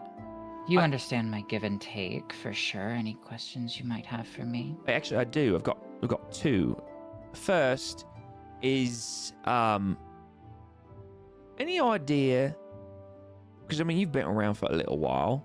We've done business before, but one of my main clientele have since vanished, and I'm very curious as to why. And I'm wondering if you've heard any rumors. What the hell happened to the low hoods? I used to have them come in here every couple of days, pawning off or bartering off something that they probably nicked off someone. I ain't had a single one of them come in weeks. They may very well be disbanded, as their main area of hiding out and operating has burned down. Shit, really? That's surprising. All right. You heard the news of the manor fire on the west side of the city? Yeah, everyone's heard about that at this point. It was a right mess up there. And that's where they were stationed. Was it? Interesting. All right, well, that answers that question then, which also answers a slew of other questions. The second is our mysterious pale-skinned friend. I ain't seen him in a time neither, and one of my associates went to go have a meeting, and his place was gone. Not just, shuttered, but gone. He all right? Quick time and pause out. Mm-hmm. Pale skin friend? I don't remember. Caspis. He's a pale-skinned tiefling. Again, you didn't hear this information from me. But his domicile, as he'd call it, was raided or attacked by large frog-like creatures. Wait, frog-like creatures? Like bullywugs? Something different. A lot more chaotic in nature. When you say chaotic, can you be more specific? They damn near poisoned me to death and definitely seemed to be acting either haphazardly or targeting something. Targeting something. All right, that's strange. I'm not familiar with them sort of creatures, neither. They could shapeshift to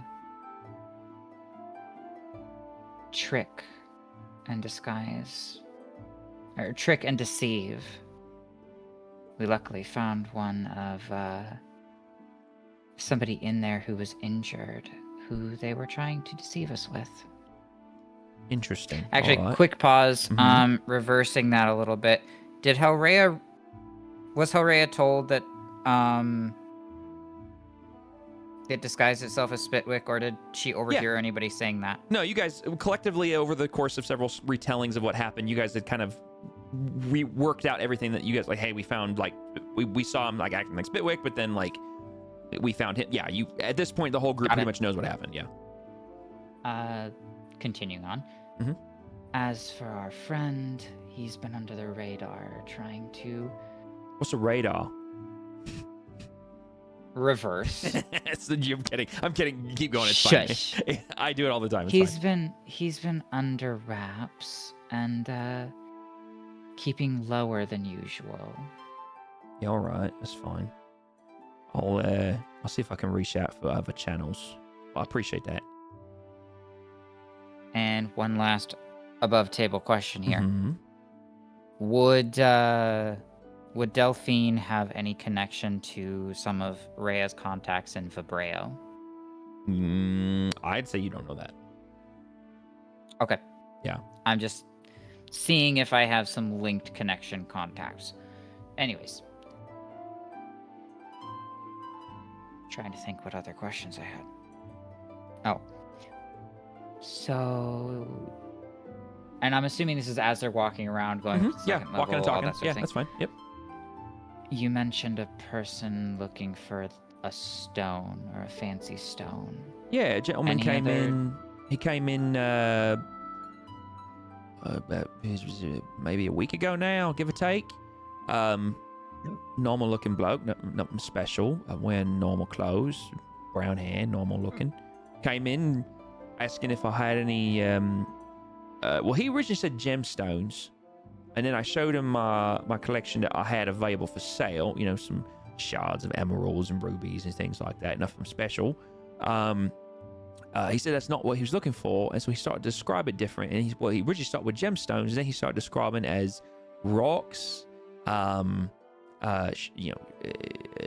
shards of shale. He one point called them just... What did he call them? Like scrap of materials? He used all different words to try to hone in. And he said they look like gems, but they're not gems, but they're made of different materials than gems. He described one of them as bone, which was quite odd because I've never seen a gemstone made of bone. But whatever. He described another one as or something like it anyways. It might be like electric or like have a spark inside of it or something. It was very strange. I said, no, I never heard of that.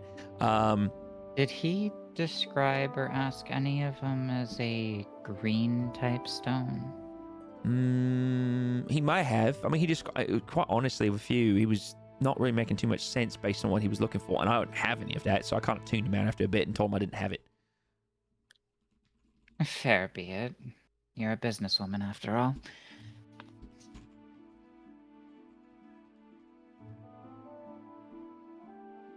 Okay, so recent passersby, Iron Brand people, that dude. Who was the other one? I'm sorry, other one of what? I'm sorry? There were 3 different types of like people coming in and asking about for things. There was Iron Brand, there was this guy asking about the stones, and then there was one in the middle. I don't, unless I'm crazy, I don't think there was another one in the middle. I think she was just asking about where the low hoods had been. There was a guy who came in asking about something else. I don't exactly remember. Anybody else be tuned into that? Because it's escaping my mind.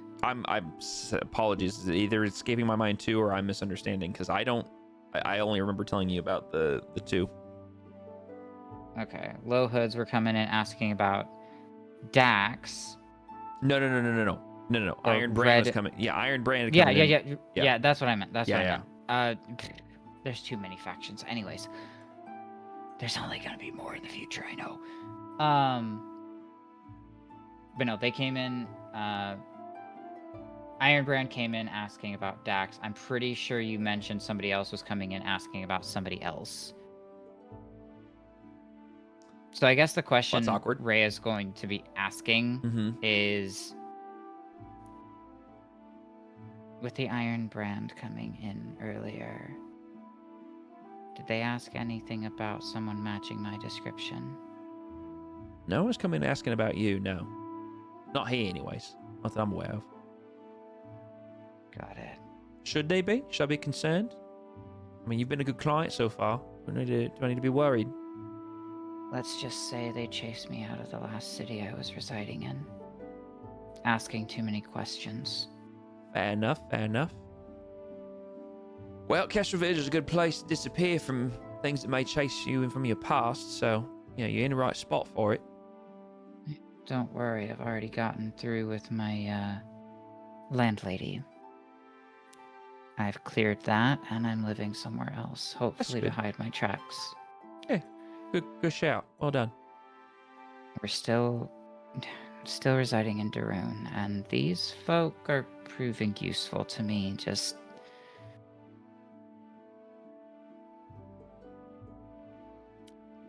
keep your friends close and enemies closer, right? What, these folks that you vouched for to bring in here as enemies?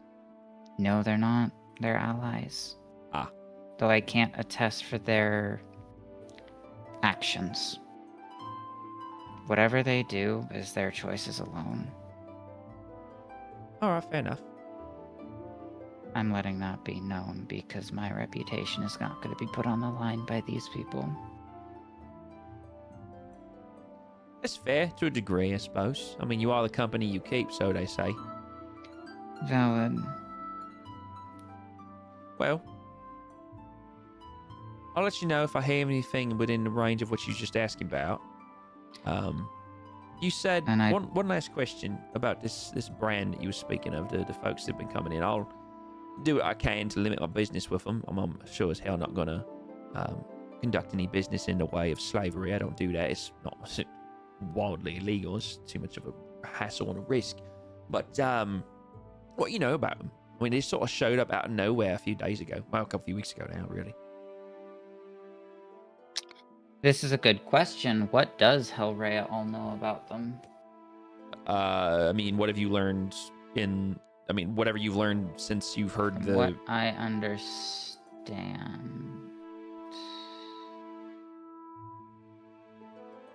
Let me just ask a quick question. Mm-hmm. Would these individuals, since they do work with slavery type business, possibly have connection to Santa Runa?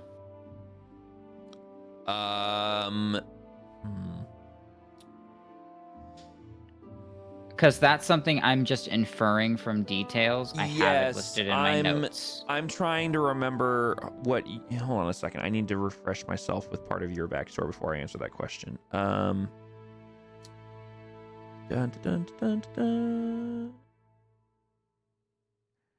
dun. How old is Hellray? Let me look here.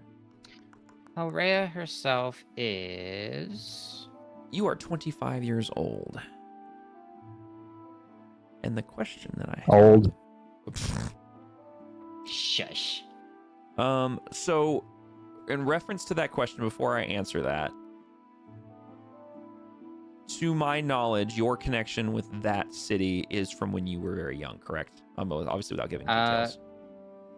I will give slight details up until I believe it was age 9. Okay. Then to your knowledge, you do not know. Okay. But I will say this. You can stop me. Yeah. Before you say that, I will say this. You know the nature of the city of Santa Runa. You know the history of it. You know the kind of individuals and organizations that either set up there, are settled there, have operated there, or potentially could operate there. It's not too big of a stretch to think that in some way, shape, or form, a new organization that you've never heard of before, but have been proven or at least alleged to be involved in the slavery trade, would have some connection to the city of Santa Runa. You have no way of confirming that currently. I mean, there is a way for you to confirm it, but at this exact moment, you don't know. But it's so reasonable that there's a potential for that. Given the limited knowledge that Rhea has, Mm-hmm. she'll share. Well, I know a few areas of their operation, at least one being Vibreo, hence they chased me out, essentially. While up there, I'm pretty sure they're working bounty and other sorts of mercenary work, or anything they can get their hands on. While this conversation's happening... Oh, go ahead, sorry. And then one last thing, judging from the type of stuff they're getting into and the slave trade, they may have ties to Santa Runa. Well, that would make sense now, wouldn't it? Between Santa Runa and Harkan, it's not too big of a guess that would have some link there. While they're having this conversation, Pipwick and Grigor, are you guys still kind of doing some some window shopping? Are you still looking for anything, or have you guys started to kind of just linger or make your way out? What are you guys doing? I'm looking for like brass knuckles. Oh, okay. Like spiked brass knuckles. Yeah. You don't see brass knuckles. That seems to be something that eludes your your inspection. There are some like very simple like metal gloves, like armored gloves that like a soldier or someone who wears full armor might have. But they look a little big for you. Okay. The search continues. I mean, from a DM's perspective, that might be something you need to have made. Yeah. Yeah. Doesn't hurt hunting though. Sure, of course, it doesn't hurt to look. But this would be the place to at least look. But she doesn't seem to have that kind of eclectic collection of arms. It seems to be a little more generic in the armament department. Yeah. Grigor, was there anything else that you were doing? Because you got your answer about some of the armor, but was there anything else? Gregor would look for like rapiers and whatnot. Oh, I mean, yeah. There's various kinds of swords within inside the caged armory area.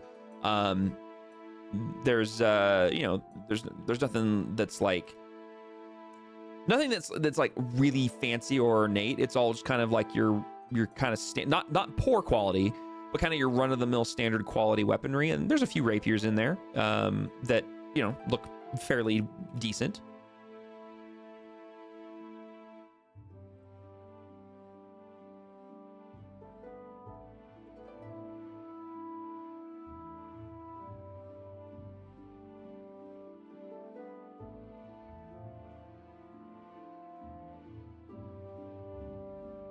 Would you go, looking into the rapiers, or would you just kind of look for them?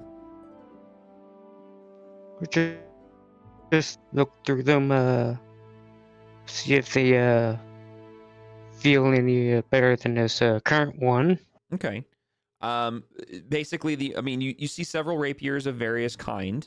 You see one that is slightly nicer than the one you currently have. It's like the pommel's a little bit more ornate. The handguard is less like a cup and more like kind of a swirled metal that's handcrafted from the pommel up to the hilt. It's a little bit nicer. It's about the same like metallurgical quality, but it's just a little bit more fancy looking. And as Delphine and Hellraya return from kind of perusing the wares throughout the warehouse, she sees you eyeing and says, I mean, that's a new rapier someone just bought it recently. I'm pretty sure it was stolen, but it's nice. I'll give it to you for you all been decent. 350 gold.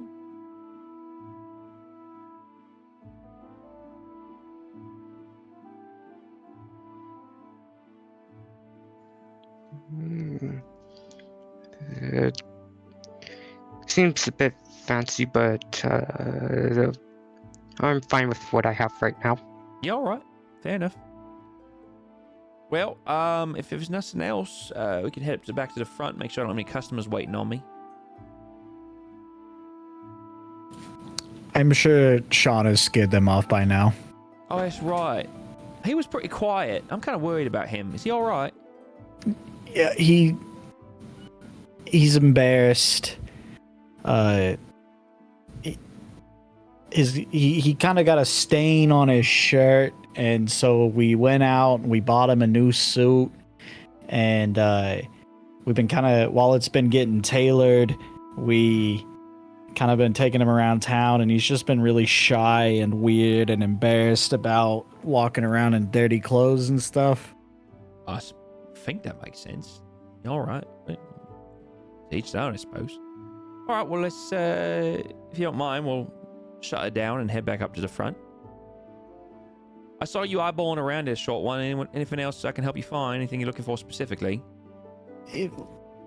If you ever come across some pieces of metal that I can wrap around my hands, and they've got spikes and stuff on them, and I can Kinda just like gloves punch or and gauntlets? use them as clubs, and just kind of beat things with them, let me know. She kind of like looks at you. Neon, Yeah. may I roll to kind of understand what he means? Roll to translate? You sure, go for it. What would you roll prefer I roll roll? me a, I don't know. Let's see I here. was thinking intelligence for discerning what he means. Honestly, I think that's the best case we've got here. So yeah, go for it. You are not explaining this very good, Nope, sir. he's not. Yeah, you weren't really sure what first he's talking about wrapping metal around his hands, and he's talking about beating people with clubs, but then he's talking about spikes, and it's like the weapon he's describing is not clicking. And she He kind is of not using very smart words. she kind of just blank stares at you, says, "Yeah, all right. Sure, I guess." Yeah, On the- just anything that if I were to punch something with it, it would do significantly more Oh. than my Well, little hands. You mean like I've seen gloves made with the leather gloves, and they've got like metal like knuckles on where the knuckles is at. Is that what you're talking about? Yeah, something like that, but maybe even like spiky. Spiky. All right. Well, if I come across something, I'll let you know. You sounds like you might need to have those custom made. I don't think I've ever seen something like that before. I'll inquire around town. Yeah, I mean, there's a decent blacksmith just north of us in the north side of the of Kestral village. He's pretty decent with orders like that. Excuse me. Okay, I'll keep that in mind. I appreciate it. Yeah, of course. All right, and she starts leading back up to the front, and as she, oh yeah, go for it. I was just gonna say, as we're walking and talking, Rhea's just gonna point out, and if since he's looking for something, you may very well be able to reach me. Or at least just talk to Durham at the Lucky Tankard if anything comes in, just clothing-wise or anything that might give a bit more of protection that isn't armor. Yeah. Oh, I can set some stuff. Excuse me. I can set some things aside for you to come in. Something, anything I think might catch your eye. Yeah, and just send a runner or a courier to Durham saying that Hellray's orders arrived or something of the sort. Sure. Not a problem. All right. Well. Oh, and before I forget, Yeah? I reach into my bag and pull out a campaign poster. I'm just gonna slip this right over here to you. She watches you set it on the box next to her. She reaches over and she doesn't grab it. She just kind of like slides it and turns it so she can read it. Her eyebrow arcs up. And she just like slowly glances from the parchment back to you. Uh-huh. And she just like slowly grabs it off of the box as she's like walking towards the double doors back in the direction. And as she's like exiting the double doors, the lights in the ambient light that just appeared when she clapped her hands just starts to dim and dim and dim until she steps out of the warehouse back into that middle room. And then by the time she is fully out, it's off. It's now a dark room. I clap my hands to see if the lights turn on just one more. I'm just trying again. Clap, clap. Nothing. Really rude of her to turn them off before we got out of here. She's now standing in that room waiting with the door open, like waiting for you to step out of her warehouse. Yeah, Rhea would have moved basically at the same pace as Delphine. I imagine Talina would be doing the same. No, I kind of stuck behind and I was like, who turned the lights? Clap, clap, clap, clap, clap, clap. Turn the lights on. While this is Hedwig, happening, just get over here. right? While this is happening, Kyria, you went across the street, spoke to Dax, said we should go inside, turned around, started making your way back towards like just a couple of steps back in that direction when Tippy appeared and you realized she's now out there with you. As you're looking that direction, those three individuals that you had been watching before are walking up the steps into the front room of the Gilded Crow. You like from your they don't see you, obviously they have their backs to you essentially, but the three of them kind of murmuring to each other, each one of them step up the couple steps and walk into the front room of the Gilded Crow. Do you do anything? Well, I realize that my understanding of the scale of this place is completely fucking warped. Because I thought I could pull all that off before they fucking show up.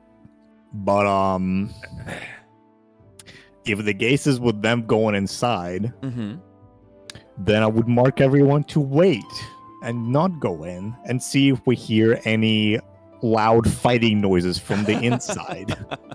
waiting for the boom, basically. Yeah. Okay. Did somebody say boom? Eldritch blast intensifies. Eldritch blast, fireball, all the things. And all that, I just imagine if it does break out into combat, Hellraiser just turns to Delphine. I am so sorry about what's I gonna am happen. so sorry. Boom. Bloom. Tippy looks where you're looking and sees the three of them walk in, but doesn't obviously do or say anything. Dax, same thing, sees them and is hugging to the shadows currently. Tippy would 100% go, I can make more. You're probably right, actually. The rest of you guys, as you follow Delphine out of her warehouse, she closes the doors behind her, and she hears footsteps and kind of hushed voices in the front room. And she kind of looks at you and says, yeah, it sounds like I've got customers. Be right there. Give me a moment. I'm just checking inventory. And then you hear from the other room, yeah, that's no problem. Take your time. Do we recognize the voice? Nope. Nope, just a male voice.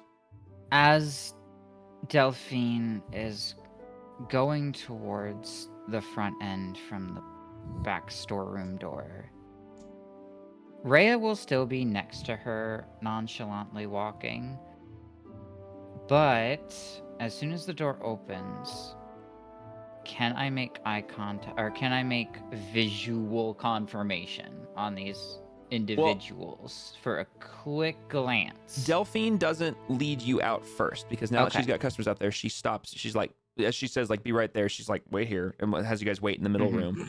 She walks up the steps, opens the door to her little office area. You know, the protected area behind the wall, and just welcome. Anything I can help you with? And then she disappears. So the door is still open. And you can hear things, but you cannot see as she's walked in and gone to the right to her little spot, right? Okay, so if that's the case, Ray is curious as ever.